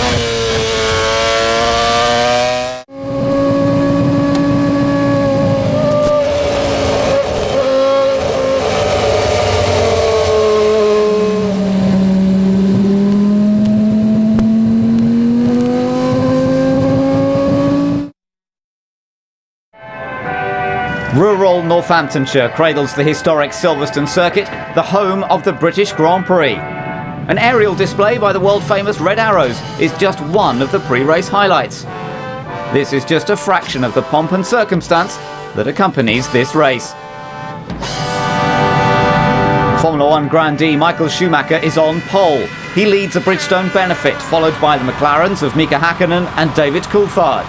Jaguar struggled during qualifying, while Jordan did well. Can both teams pull off an upset?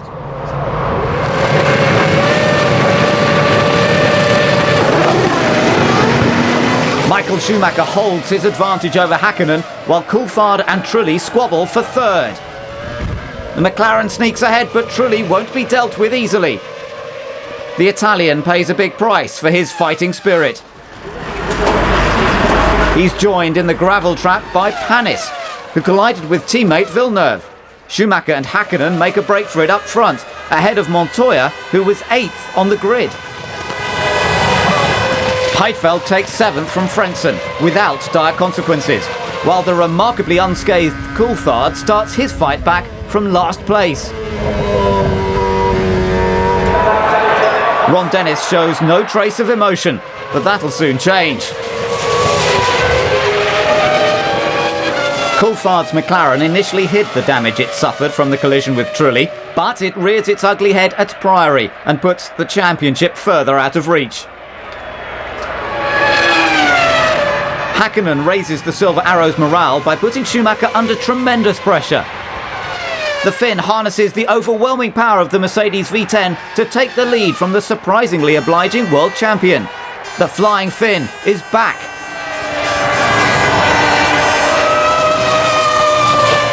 Further back, Montoya is running a strong third ahead of Barrichello, Ralf Schumacher and both Saubers.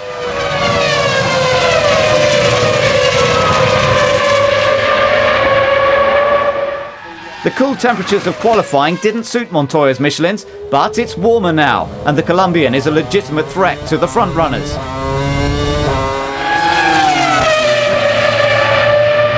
He pulls out of Schumacher's slipstream and effortlessly moves into second thanks to a lighter fuel load.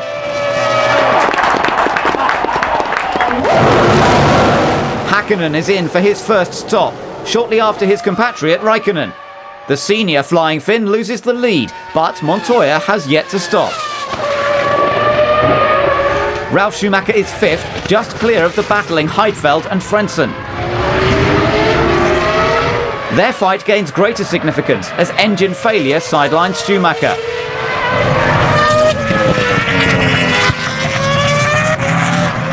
The answer lies in the telemetry, but even the latest technology can't save Ralf now.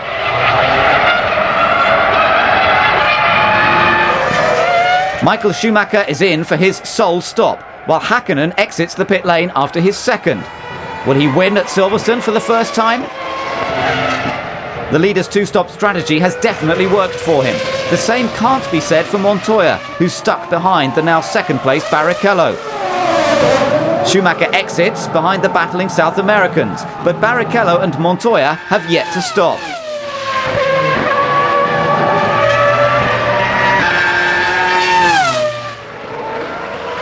Despite having a heavier fuel load, Barrichello keeps Montoya behind him. Has Ross Brawn's conservative strategy guaranteed a podium finish for both Ferraris? We'll soon find out as the Brazilian rejoins the race after his sole stop. A poor second stop and bad set of tyres handicapped Montoya, and as a result, he stays in fourth.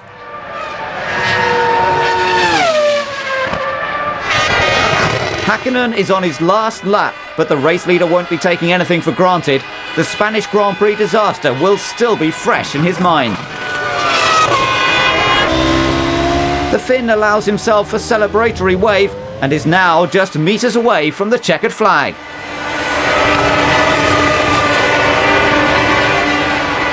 Häkkinen wins the British Grand Prix, but Michael Schumacher increases his championship lead in second, and teammate Barrichello finishes third. The Saubers of Raikkonen and Heidfeld finish behind Montoya, but in the points. A great day for the Swiss team.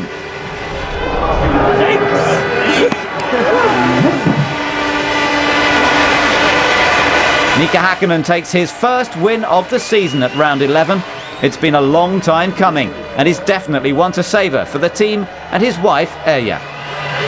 Mika, you've never won here at Silverstone before. Indeed, you haven't won in Formula One for nearly a year. How does it feel? It feels really good, obviously, after all this trouble that's been going on this year. So it's good to win it, obviously, and particularly here in Silverstone, because trying for English team and English crowd, so we made a great show, you know.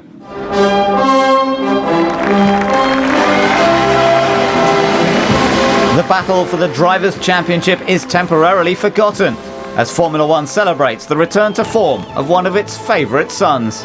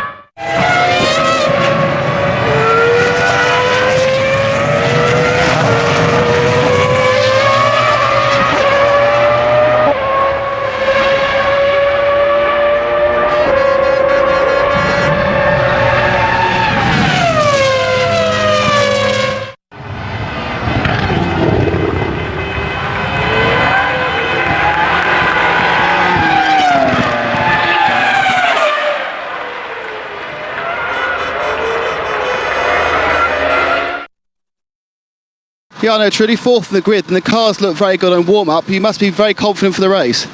Yes, of course, especially after yesterday's qualifying and today's warm-up. Car is feeling very well, handling, balance, so I'm really confident that we can do a good race. Do you think you'll actually be on the pace in the race with the McLarens and the Ferraris? Because normally you're a little bit off. Yes, in the past we have had lots of problems to keep the tyres alive. With this new tyre specification, probably we can keep up with the best team, but it's not going to be easy. Best of luck. Thanks, Jarno. Craig Pollock, an unfortunately short race for Olivier Panis. What did you see of the incident? Well, just the same as everybody else. We saw Alessi coming up the inside and Jacques obviously having to pull left, and it's just an unfortunate incident. We'll look at it when we get back. I'm pretty sure the two of them get on so well that he's not going to try and do that to him. So we just have to sit back and analyse it. Tough luck. Thanks for talking to us. Jarno Trulli, very short race. What happened on the way to the first corner there? Well, I had a very good start and I was next to David by the first corner. Unfortunately, I don't know if he didn't see me or just closed the door, and so it was a shame because I couldn't find any more space to avoid the accident. Just a racing incident? Yes, probably, yeah, but you know, when you are outside, probably you have to think about how you move, because the guy inside cannot find any more space to avoid the accident in case you close the door. Well, two into one doesn't go, and although Jarno was on the inside line, he made a better start. I had track position because I was slightly ahead, so I felt that the corner, in terms of us doing it at the correct speed, was mine. And then when I turned in, he was still there. So, I'm not going to do a Jarno bashing session because he obviously saw it from one point of view and I see it from another. But ultimately, if two cars come together, it does neither of us any good. And what was the damage to your car? Why have you had to stop? Rear suspension was broken and then it let go coming into Priory. So that's absolutely a major blow to your championship aspirations? Only if Michael finishes. OK, David, tough luck.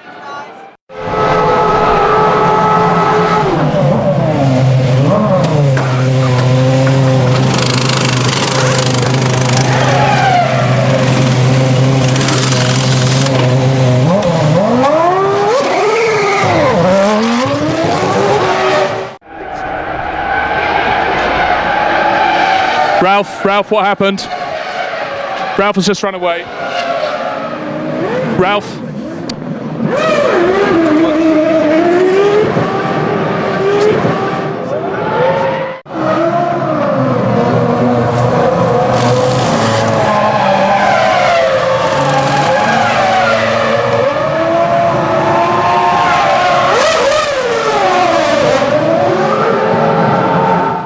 Dominating victory for McLaren there, but in some ways perhaps the wrong McLaren won?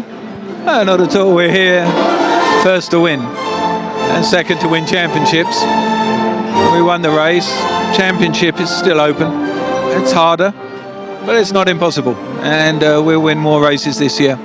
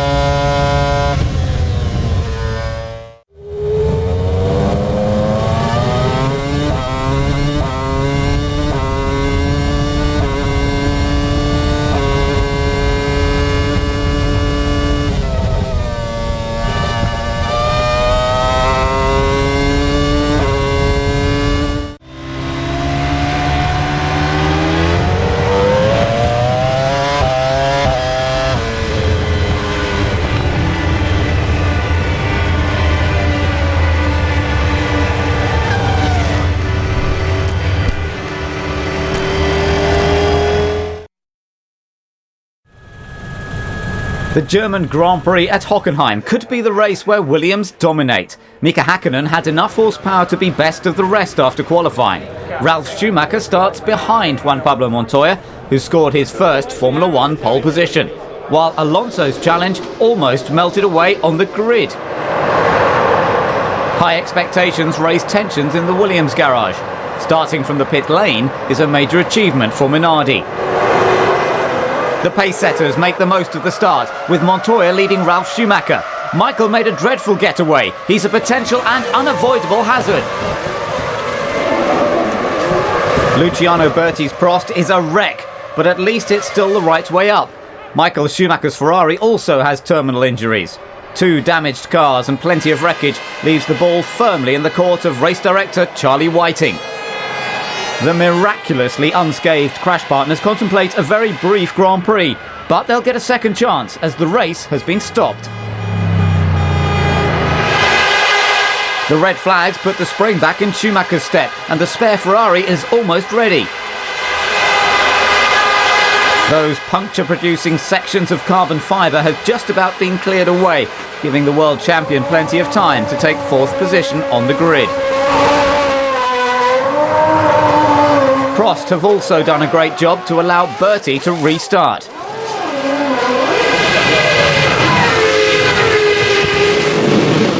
Tension with more than a hint of concern is the prevailing atmosphere at the restart. The Williams reenact their first getaway, but this time Michael Schumacher leaves the grid at something like normal speed. Häkkinen digs in for a long afternoon. He'll struggle to stay with the leading pair. The frontrunners approach 220 miles per hour, and the slipstreaming begins. The Ferraris definitely have the legs of the McLarens, as demonstrated by Michael Schumacher. De La Rosa shows how not to approach a chicane at the expense of Heidfeld.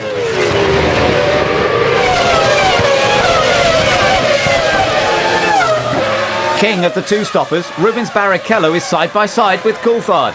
The McLaren driver has the inside line, but the light Ferrari easily drives round the Scot, who is relegated to 6th. Bernoldi and Fisichella battle for 13th. Bernoldi doesn't take any prisoners, but immediately pays for it. Despite the strong-arm tactics, the Italian battles on. Barrichello continues his 2-stop assisted charge. Häkkinen's 4th place is under threat. The Finn provides less resistance than his teammate, allowing Barrichello to focus his attack on Michael Schumacher. Bernoldi repeats his corner-cutting antics. That could incur the wrath of the stewards. Montoya and Ralf Schumacher still lead, while Michael lets his better-equipped teammate pursue the Williams BMWs. Last-minute sub Ricardo Zonta is overzealous in his pursuit of Verstappen and carries out some unnecessary surgery. That's all Eddie Jordan needs after the grief he got for Frenson's mysterious sacking. Montoya looks odds-on for his first Grand Prix win. He has a sizable lead over Ralf Schumacher, who's being hunted down by Barrichello, but the Brazilian has yet to make his first of 2 stops. Schumacher is losing touch in 4th, but is well ahead of title rival Coulthard. The fight for 9th is Honda-powered, with the BARs of Panis and Villeneuve sandwiching Trulli's Jordan. The Italian's car looks nervous under braking and loses the battle for traction at the Ost curve.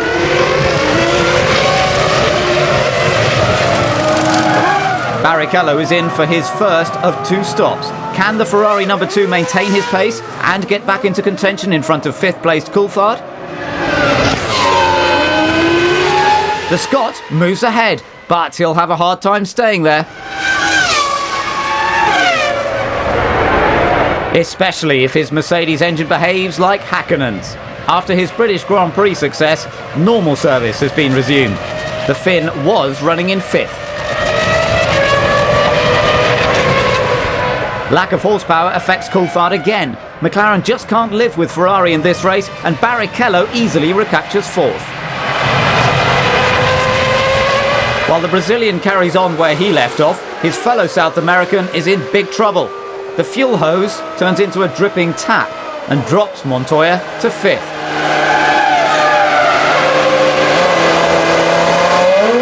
Michael Schumacher's situation is even more desperate. A fuel pressure problem puts the record-equalling 51st victory out of the question.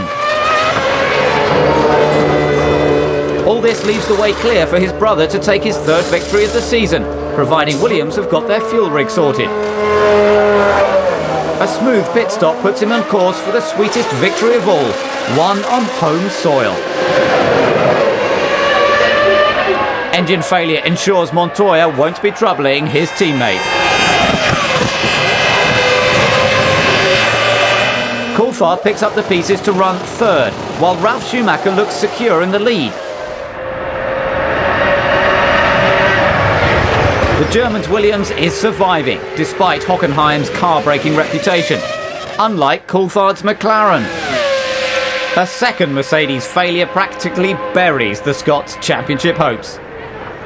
Prospects for a second-place finish look good for Barrichello, who takes his final stop. Hydraulic problems put out Trulli. Eddie Jordan probably wanted to go home early anyway. Ralf Schumacher would be very happy if the checkered flag came out now, but the leader still has those tense last few laps to complete.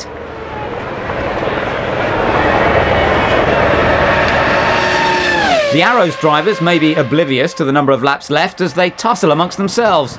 Bernoldi dives down the inside of Verstappen for 8th.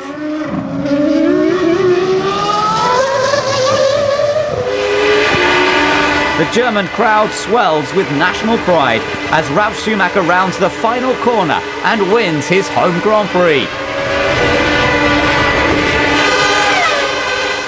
Ralf finishes well ahead of Barrichello, Villeneuve and the two Benetton Renaults of Fisichella and Button.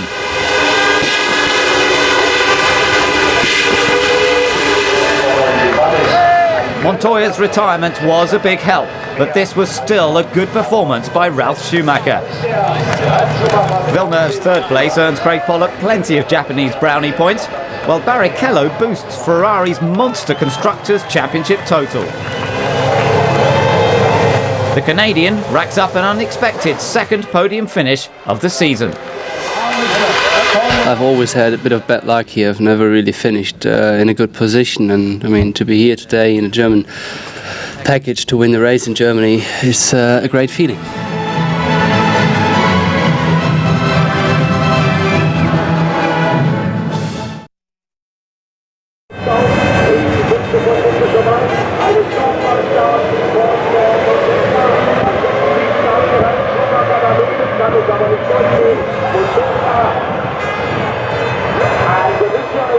Going to the back of one of the Ferraris.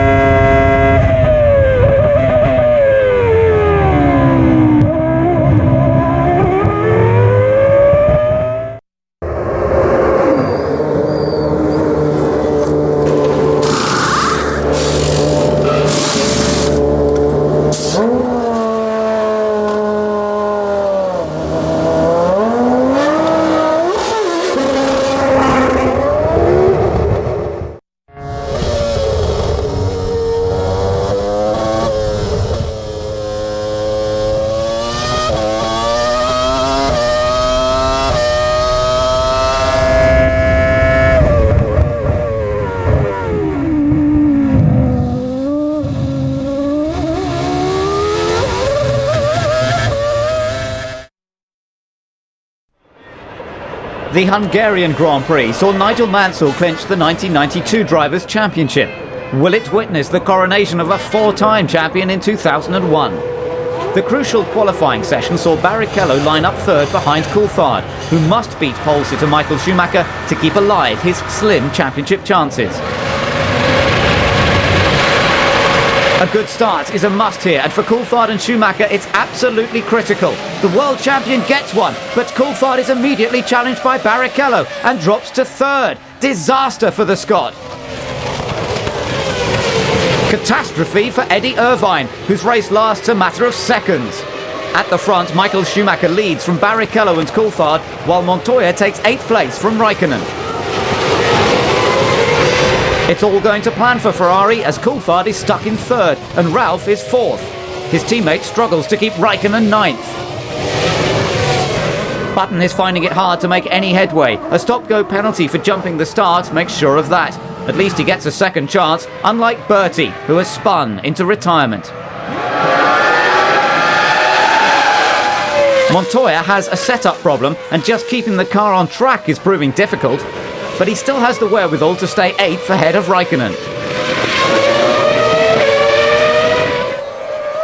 Enrique Benoldi's error is beyond correction, and he's out of the race.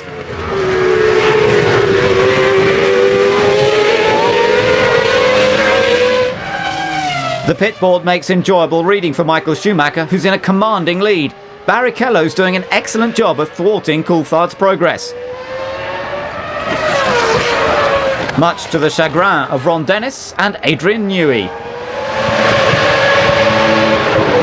Their former world champion lies 6th behind Trulli and is closely followed by Heidfeld, Montoya and Raikkonen. The Finn tries an optimistic move down the inside, but pays for his desperation and now must fight off Heidfeld.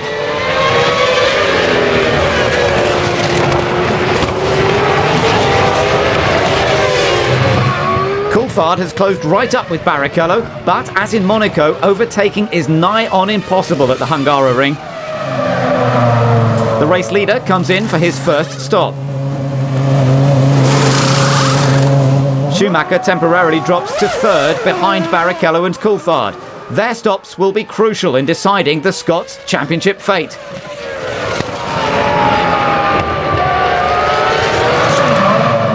Barrichello makes his initial stop for fuel and new tyres, handing 2nd place to the Scot. But for how long?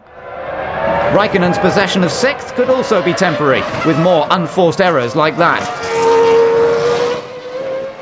The pressure is now firmly on Coulthard and the McLaren mechanics.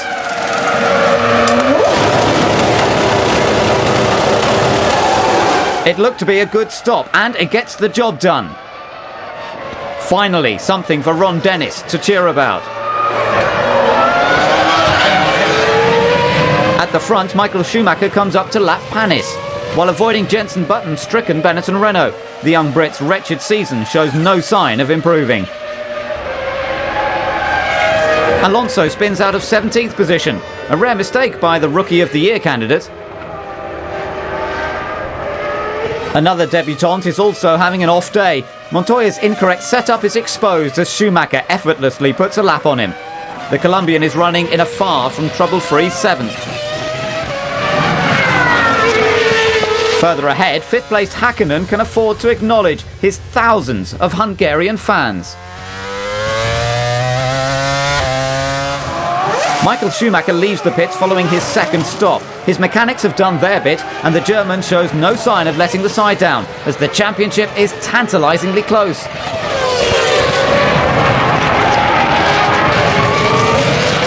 The Ferrari mechanics face a critical test, as 3rd place Barrichello comes in for his final stop. Coulthard needs to put in some red-hot laps to guarantee 2nd place. The Scots' job hasn't been made any easier thanks to Barrichello's ultra-fast pit crew.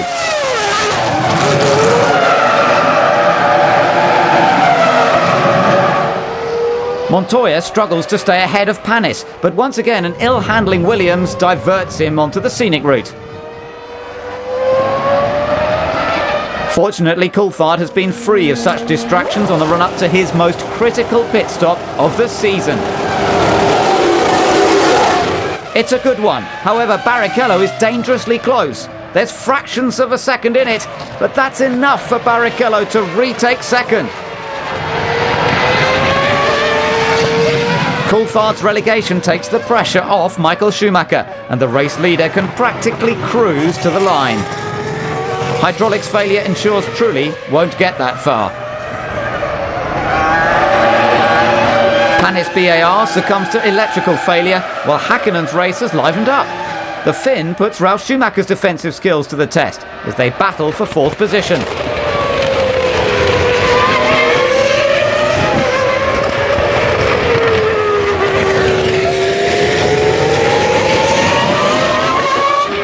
Michael Schumacher is well in control on this tight, twisty track, and De La Rosa's lap Jaguar is yet another obstacle between Coulthard and staying in championship contention. Getting to grips with a new car has proved almost as big a hurdle for Prost debutant Heinz-Harald Frentzen. Michael Schumacher is just a few corners away from perhaps the most important victory of his career. The travelling tifosi rejoice as Michael Schumacher wins the Hungarian Grand Prix and equals Alain Prost's all-time record, and, most importantly, earns his 4th world title. John Todd and Ross Brawn start the party on the pit wall, while Schumacher receives early congratulations from Barrichello.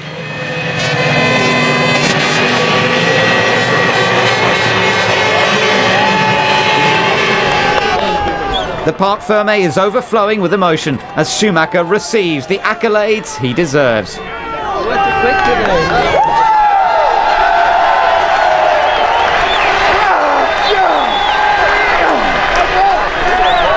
In such a moment, I'm probably not a bad racing driver, but I'm quite a bad person in finding the right words in such moments. So you have to forgive me. I can't say much more than it has been a beautiful weekend. I mean, we did everything we could have done. We have such a great crew. I mean, such a good team. I'm really in love with all of them, and it makes so much fun to work with them. It's their achievement, and I'm more than thankful to all of them. The traditional Schumacher leap is fueled by the fact that Ferrari has retained their constructors' title, scoring nearly double the points of McLaren.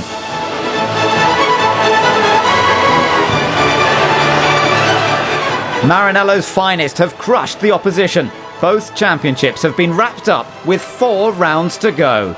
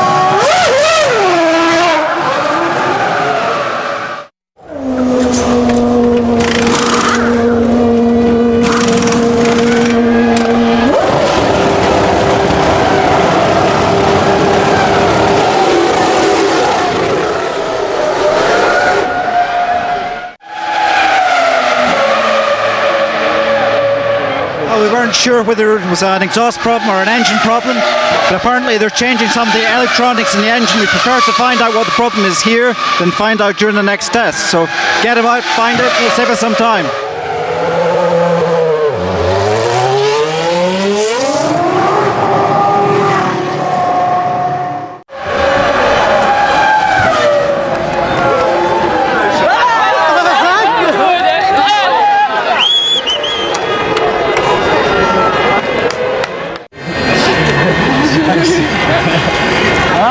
I'm tired. Sorry, just still gonna move on a bit.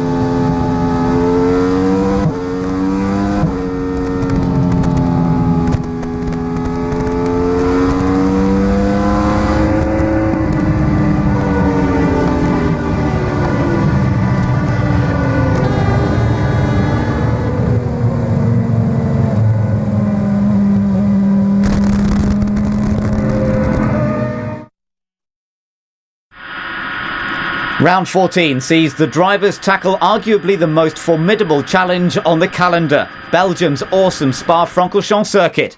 Every vantage point is used for this potentially historic race.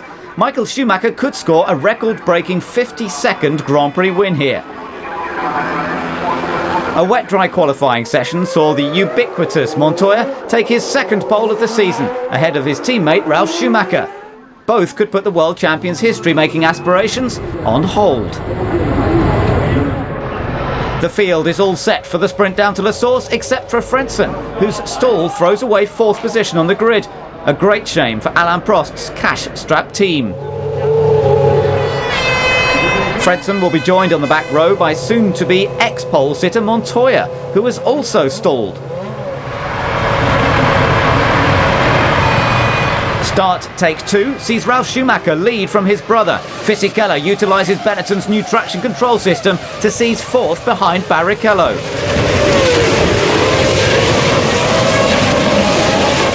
Fifth-placed Villeneuve accelerates towards Eau Rouge, site of one of his biggest accidents 3 years ago. The Schumacher brothers battle at over 200 miles per hour. Ralf forces Michael wide, but he still easily takes the lead. Barrichello holds third, followed by Fisichella, Hakkinen, Coulthard and Villeneuve. An anxious Alain Prost watches as Luciano Berti gets too close to Irvine, with the worst possible result.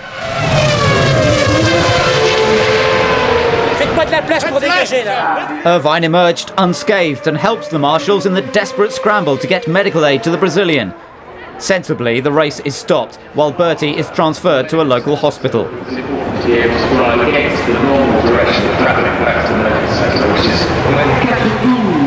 A rear wing problem leads to Ralf Schumacher's bizarre predicament. The mechanics ran out of time while fixing it, and the team believe it is better to have him start from the back than be penalised later in the race. Start number 3 sees Michael Schumacher take control again as Fisichella improves on his previous getaway and climbs to second, ahead of Barrichello and Hakkinen.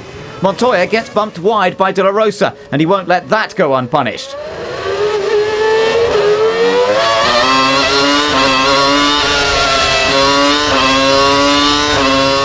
The entire width of the track is used for the battle for 7th between the Jordans of New Boy Alesi, Trulli and Villeneuve's BAR. Trulli grabs the inside line, forcing Villeneuve onto the grass, and Panis into desperate evasive action.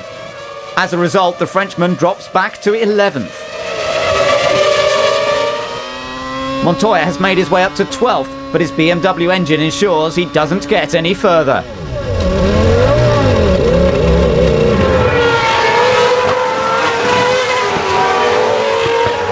Patrick Head knows that Williams will require much better reliability to mount a title challenge next year. Ferrari's bulletproof package allows race leader Schumacher to throw caution to the wind. Fisichella is still second, but comes under increasing pressure from Coulthard. Hakkinen fights off the attention of Barrichello, who has dropped to 5th. But the Finn won't have to worry about the Brazilian now.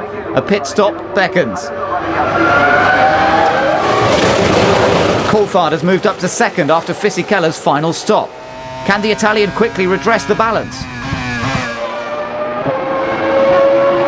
It's touch and go, but the Benetton has more momentum and reclaims 2nd position. Panis and Marquez lapped cars obscure the intense battle for 2nd. It's Mercedes versus Renault, and the Silver Arrow takes a comprehensive victory. Fisichella will do well to keep Coulthard in sight for the rest of the race.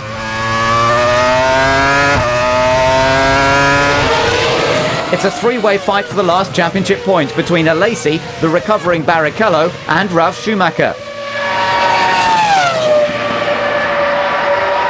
The Ferrari number 2 picks his spot, moves out of the Frenchman's slipstream, and takes 6th place.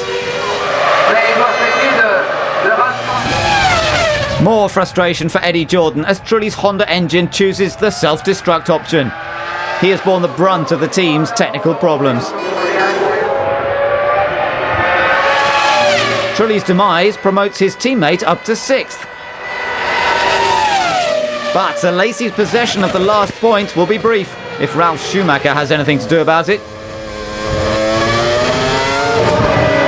His brother is on the verge of an historic victory. He rounds the final corner to win the Belgian Grand Prix, his 52nd Grand Prix win, beating Alain Prost's mark set in 1993. Coulthard's impressive drive to 2nd place is obscured by this monumental achievement. Fisichella's podium finish is also a great performance. However, Michael Schumacher is the man of the moment.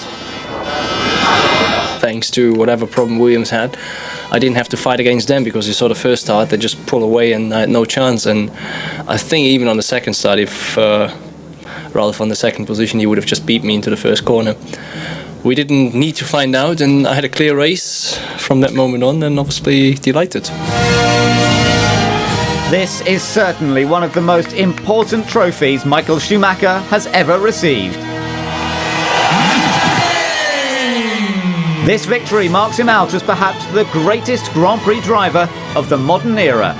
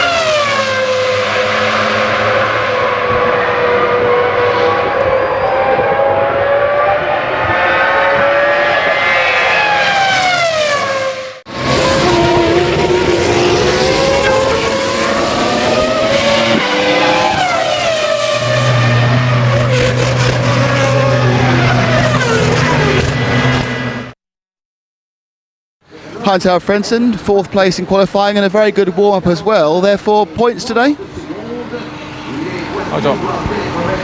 Well, hopefully yes, but it's going to be very tough for us here.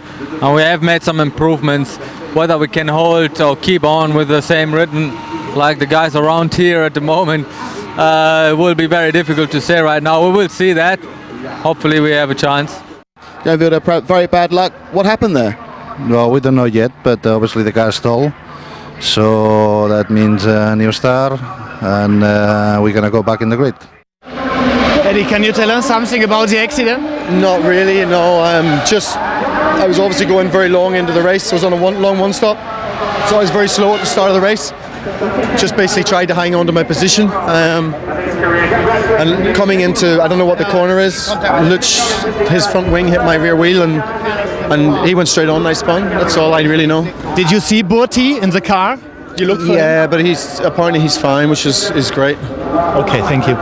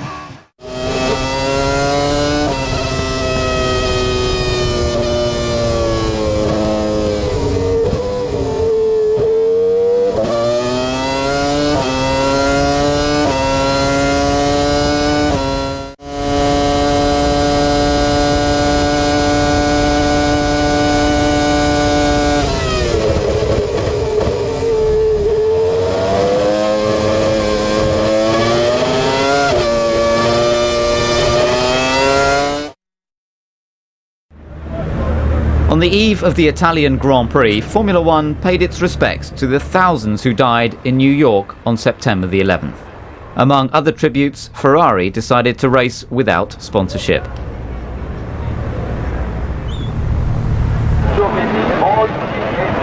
Alex Young becomes Malaysia's first F1 driver by taking Tarso Marquez's seat at Minardi, while Thomas Enger achieves that distinction for the Czech Republic.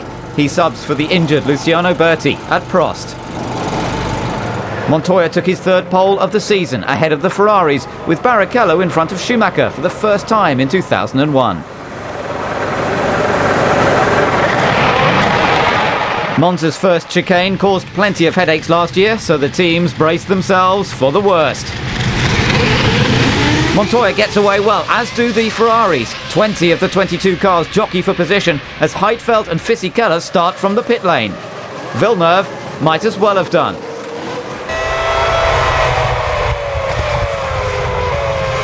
As expected, mayhem ensues. Häkkinen misses the chicane completely, while Button uses Trulli as a brake, putting the Jordan out of commission. Montoya locks his left front wheel in an effort to stay in front of Barrichello. Ralf Schumacher has dropped his brother to fourth, but the world champion fights back. He has a light fuel load, the inside line, and third place. Michael now focuses on showing Barrichello who's boss.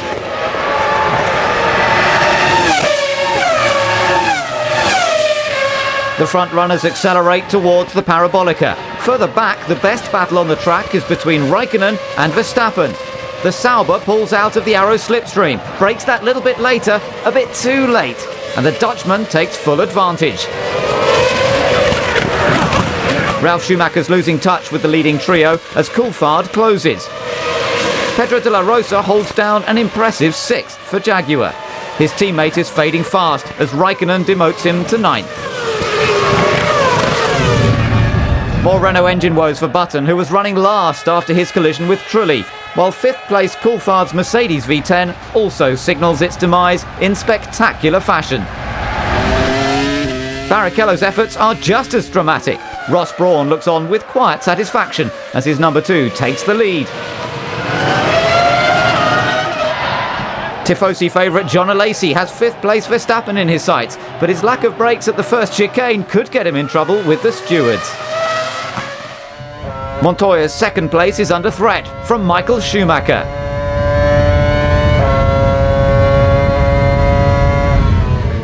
He closes right up to the Williams at the chicane, forcing Montoya into a questionable manoeuvre to stay ahead. Häkkinen has almost fought his way back into the top 10. Bernoldi's Arrows is the last obstacle in his way. The Finn uses his horsepower advantage to make easy work of the Brazilian.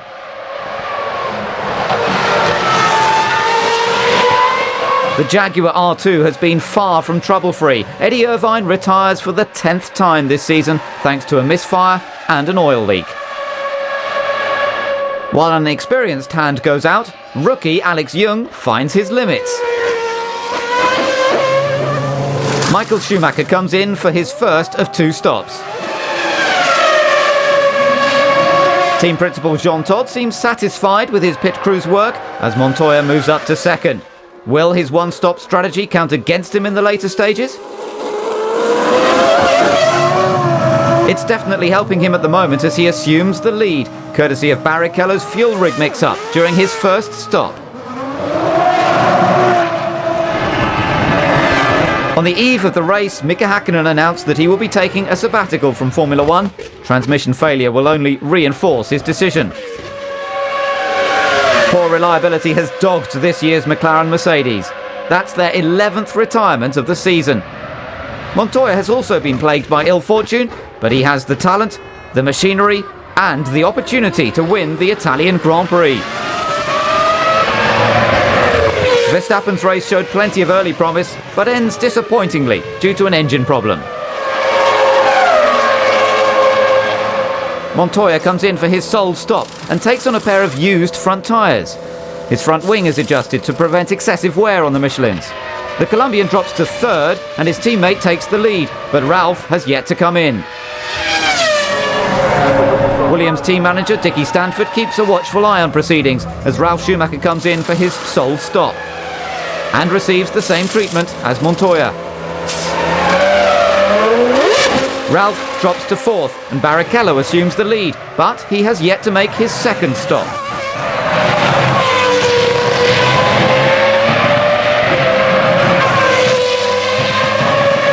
Michael Schumacher comes in for the 2nd time. This has been a strangely low-key race for the German, who drops to 4th. the Ferrari mechanic's focus shifts to Barrichello, who is about to make his final stop. This should ensure the win for Montoya, but he has had victory snatched from his grasp already this season. Barrichello is now third, but Ralph's brake and tyre problems give the Brazilian the chance to try some slipstreaming. They're side by side going into the chicane. Barrichello gets his nose in front, but Ralph hasn't given up yet. He brakes very late, cuts the corner and wisely lets Barrichello back through. It's doubtful whether the officials would have let him keep that position. Barrichello's pit board indicates that Montoya has a relatively small lead, but it's enough to give him his first Grand Prix victory. The Brazilian finishes ahead of Ralph and Michael Schumacher, while Pedro de la Rosa earns 2 more points for Jaguar. Is this the first of many victories for Formula One's new superstar? The Tifosi sportingly applaud Montoya, who becomes Colombia's first Grand Prix winner. Montoya takes an overdue first win. However, Barrichello was unlucky not to take his second. So happy, you know, and first of all I think I want to thank everybody at Williams, BMW, Michelin. They've done a fantastic job for me and just so pleased with the result.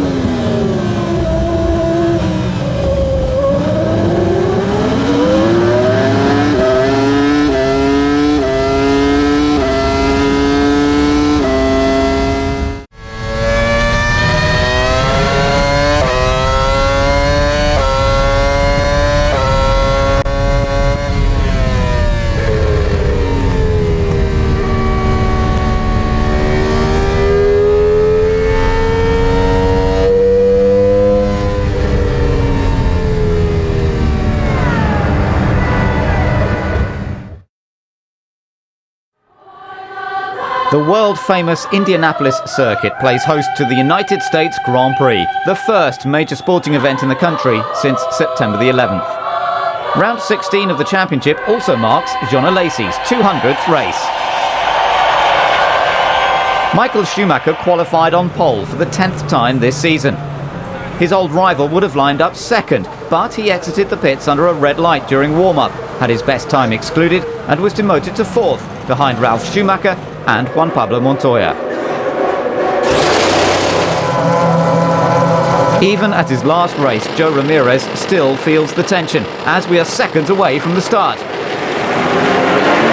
Michael Schumacher maintains his slender advantage. Montoya gets past Ralf, and Barrichello demotes Hakkinen to fifth. Montoya tries a hopeful move round the outside. Barrichello shows how it should be done and takes third. The field have negotiated the first corner safely, while Montoya tries to keep Michael Schumacher in sight. The leaders approach 220 miles per hour on the start-finish straight, while Nick Heidfeld, Kimi Räikkönen and Jarno Trulli make use of the full width of the track as they squabble over seventh. Unfortunately, 3 into 1 won't go, and Räikkönen's front wing is testament to that. Schumacher emerges from the haze, while Barrichello hassles second-place Montoya. The Brazilian's usual light fuel load helps him make easy work of the Colombian, but Montoya only needs to stop once. Will that help him get back ahead? Michael Schumacher helps his teammates' quest for second place in the Drivers' Championship. 10 points would put it out of Coulthard's reach. Alesi is determined to celebrate his hallmark race with some championship points. Button does little to spoil Alesi's anniversary, and the Frenchman is up to 8th, much to Flavio Briatore's annoyance. Barrichello's superiors will be in a better mood as the race leader prepares for his first of 2 stops. Jean Todt hopes that his mechanics can make this risky strategy pay off.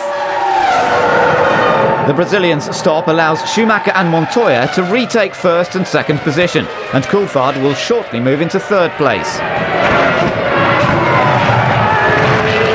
Montoya has the leader in his sights. Despite that fact, Patrick Head looks far from impressed.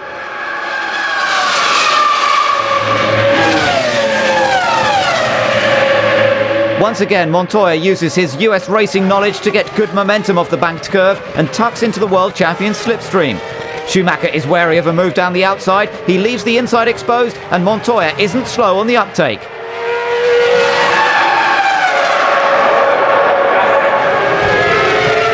While Montoya goes from strength to strength, his teammate slips down the order. Nick Heidfeld takes 8th place with ease.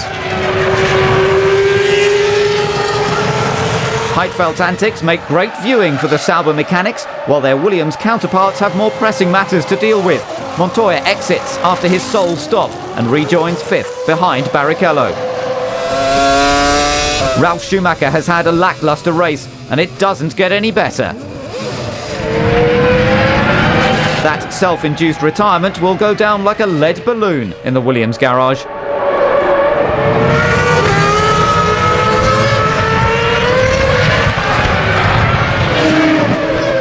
More bad news for Williams. A second victory for Montoya is put on hold by hydraulic pump failure. This wasn't the triumphant return he had been hoping for, but it was great while it lasted. Pedro de la Rosa's confidence has been boosted by his points finish in Italy, and he now targets the top 10, but his competitive instincts get the better of him, and Villeneuve pays the price.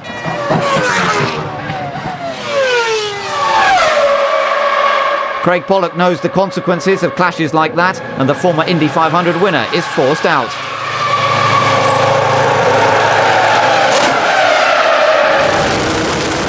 With all the drama up front, Hakkinen's progression to second has gone almost unnoticed. Have his mechanics done enough to keep him there?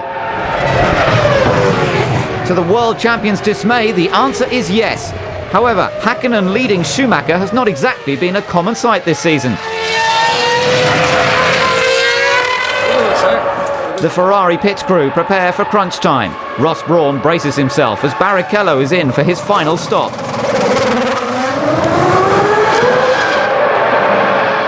Despite their best efforts, the lead is lost to Hakkinen, at least for now.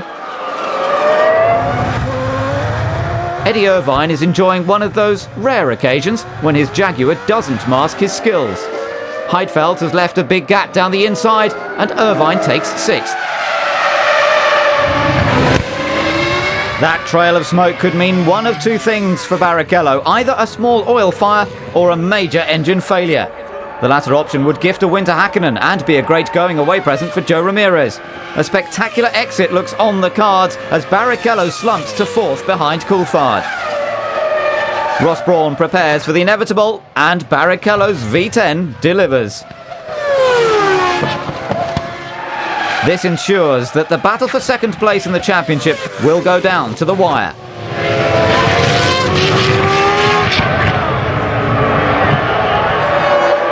Imminent victory puts a spring in the step of the McLaren team as Mika Hakkinen rounds the final corner to win the United States Grand Prix. The misfortunes of others helped, but it was still a great drive from the Finn. David Coulthard's 3rd place behind Schumacher will help brighten up a disappointing season for the Silver Arrows. Jarno Trulli's 4th place will do the same for Jordan in their pursuit of Honda-powered honours.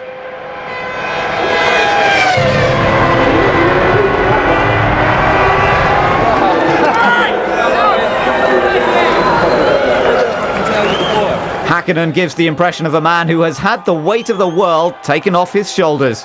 His sabbatical has given him plenty of inspiration.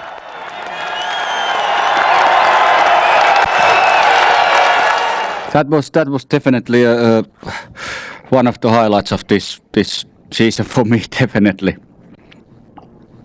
And winning a British Grand Prix this year was for me something what I always wanted to in my book basically, and Indianapolis was the other one, and this is it, you know. While it's all smiles for McLaren, Jordan are looking anxious as Trulli's car is under investigation for a technical infringement.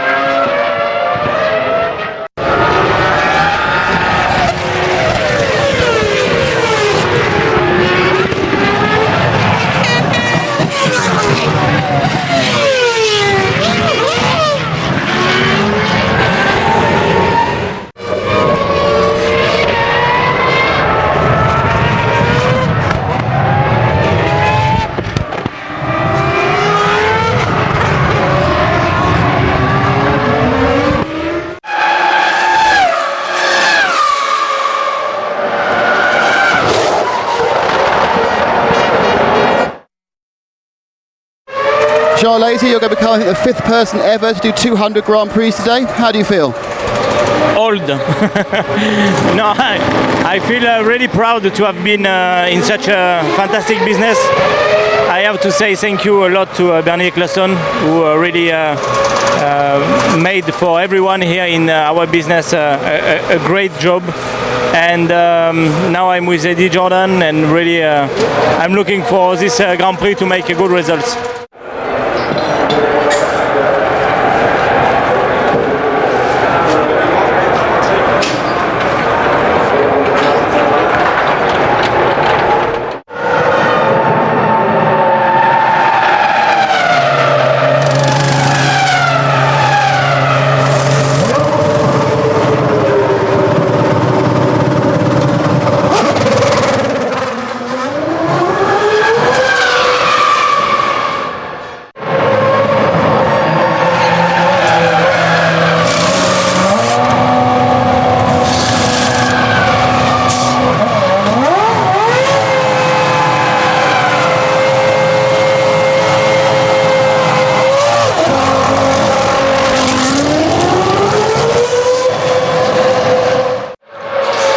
Pablo Montoya, very bad luck, but a fantastic race there.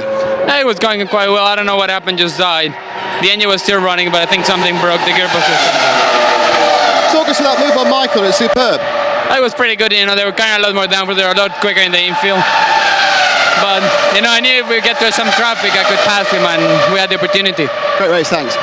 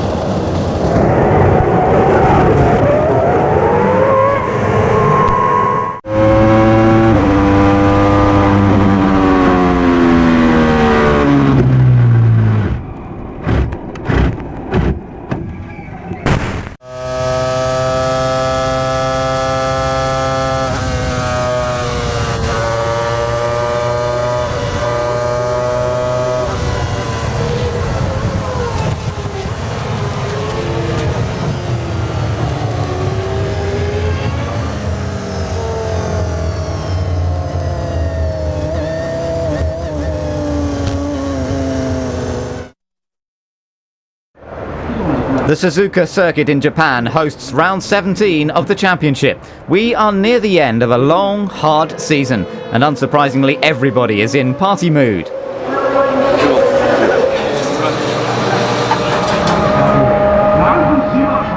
A season-long break and Formula One retirement will await two of the sport's icons. Mika Hakkinen is taking a year out, which could turn out to be permanent, while Jean Alesi will compete in his 201st and last Grand Prix. Alex Young's third race will start from the pit lane thanks to an electrical fault. He'll be joined by Bernoldi, who stalled his arrows. Pole sitter Michael Schumacher gets a good start, followed by the Williams of his brother and Montoya.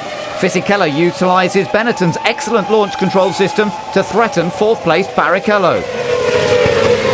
The Brazilian shrugs off the attentions of the Italian and sets his sights on Ralf Schumacher. It almost goes without saying that Barrichello is running a light fuel load.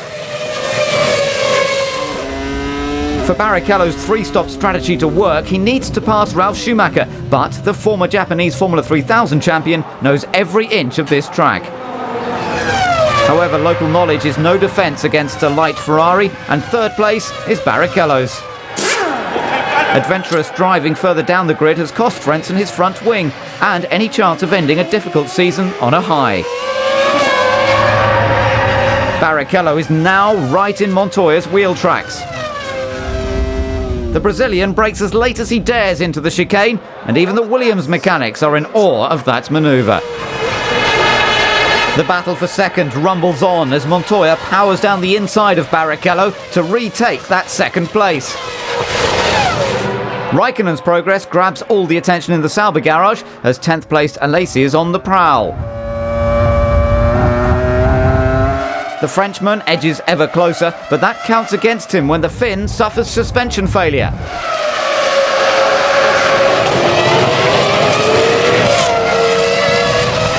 The wrecked cars finally come to rest. The rookie and the veteran had a lucky escape. Relief, tinged with disappointment at the Jordan garage. This is hardly the way to end a distinguished Formula One career.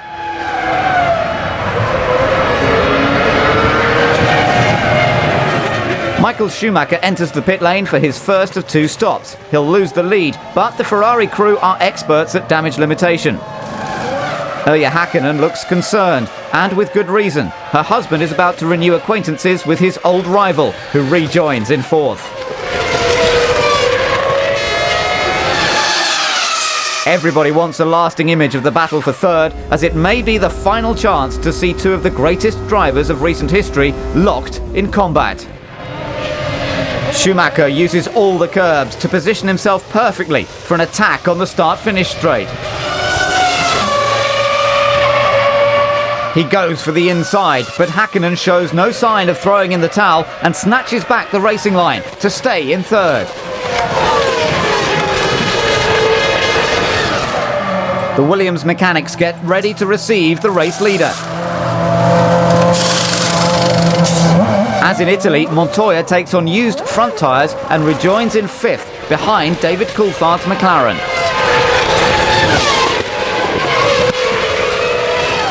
Tyre wear is the least of Eddie Irvine's problems, as a fuel rig malfunction ends a forgettable season for the Jaguar number 1. Dickie Stanford takes a reluctant stroll across the pit lane as Ralf Schumacher is sentenced to a 10-second stop-go penalty for repeatedly straight-lining the final chicane. The German's punishment coincides with Rubens Barrichello's second stop, and the Brazilian's strategy will go further down the toilet if Ralf gets out ahead.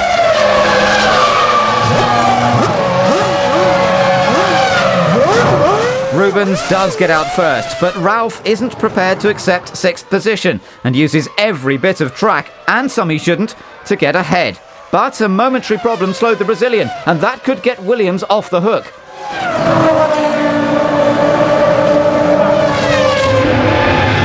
6th place Barrichello channels his frustration into finding a way past Ralf Schumacher. The last chicane provides the opportunity, but Ralf cuts the corner yet again, further frustrating the fuming Brazilian. Allowing Barrichello through could remove the threat of another penalty, but Ralf shows no sign of doing that. Barrichello hasn't got time to ponder the German's ethics. He snatches back 5th to the delight of his fans. The Williams team don't know what to make of their man's bizarre race. Michael Schumacher's second stop ends his spell at the front, briefly handing first place to Montoya. Häkkinen has risen to 2nd place, but he also requires another set of tyres and fuel. Will the previous order be restored, or can Montoya's pit crew gift-wrap the lead? Not this time. The Colombian will have to work very hard for his 2nd win. Ron Dennis boys are currently 3rd and 4th, with Häkkinen leading the way.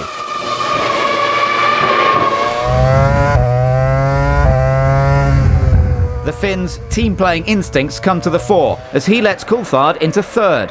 The Scot could take 2nd in the Drivers' Championship with a podium finish here. In contrast, gearbox problems end Fisichella's race and Benetton's last season on a flat note. As they have done 8 times before this season, Maranello's finest storm the pit wall to greet their favourite son.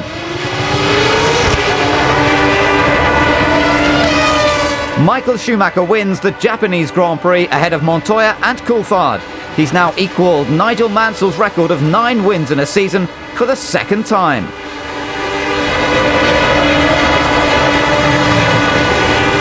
It's a great season which has finished.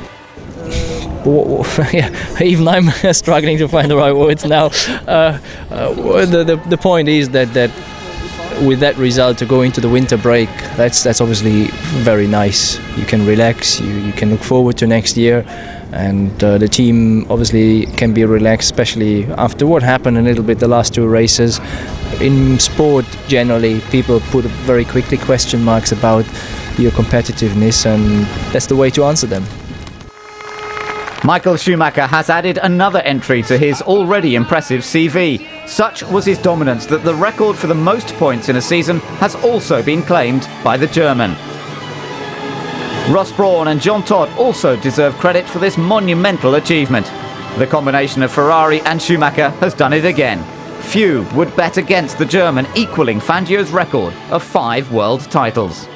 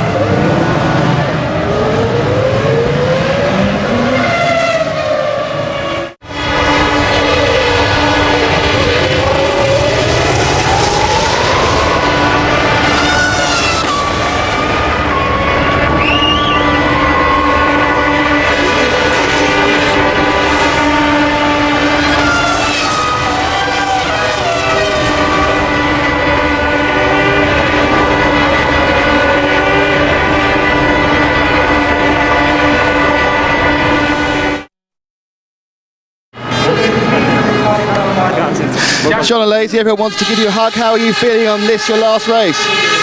Thank you, Charlie. It's my last race, but thank you, Kim. It's time to leave the place to the young drivers, and I will try really to make the best Grand Prix as possible. Do you think you can score points? It's what I'm looking for, of course, yes. Best luck, thanks.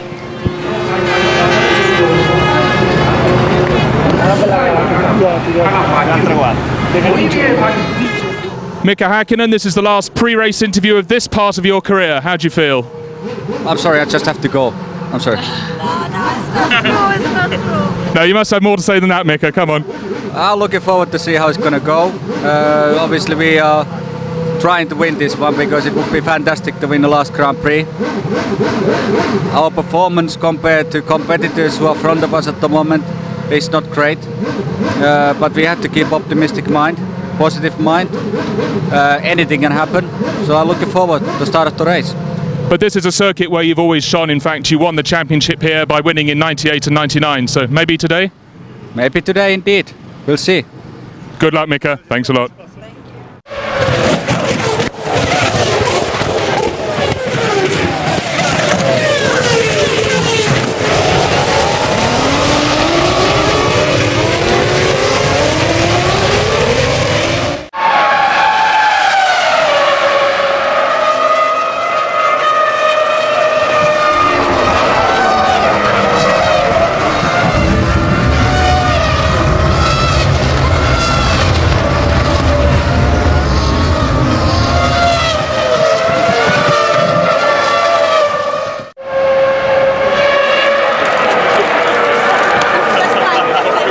I have just to say we have been lucky, both of us. I am very happy I didn't hurt him because he was just on the front, and my nose is quite high, but I'm very happy everything at the end went very well.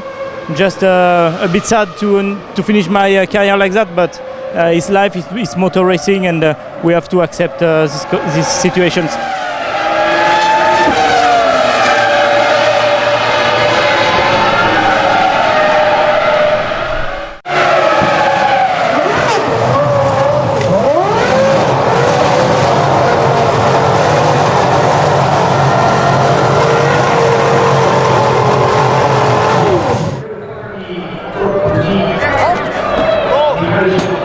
So what exactly happened? Because you came in for a pit stop and then you came back in again straight away. Because the rig's screwed, it's not working, there's no fuel. The rig's broken, it's not working, it's no fuel.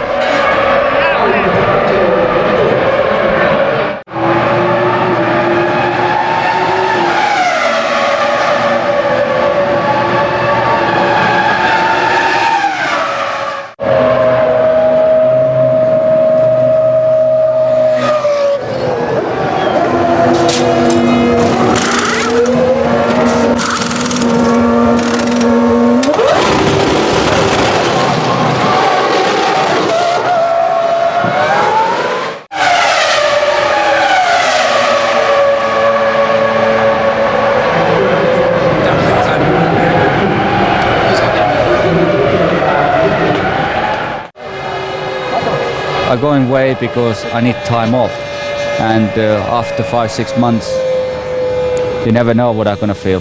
I don't want to, this is a happy moment for me.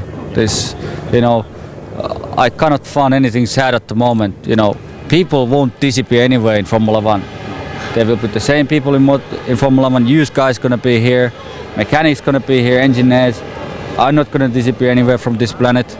Nothing is sad. I'm happy I've been able to come to this decision in my life.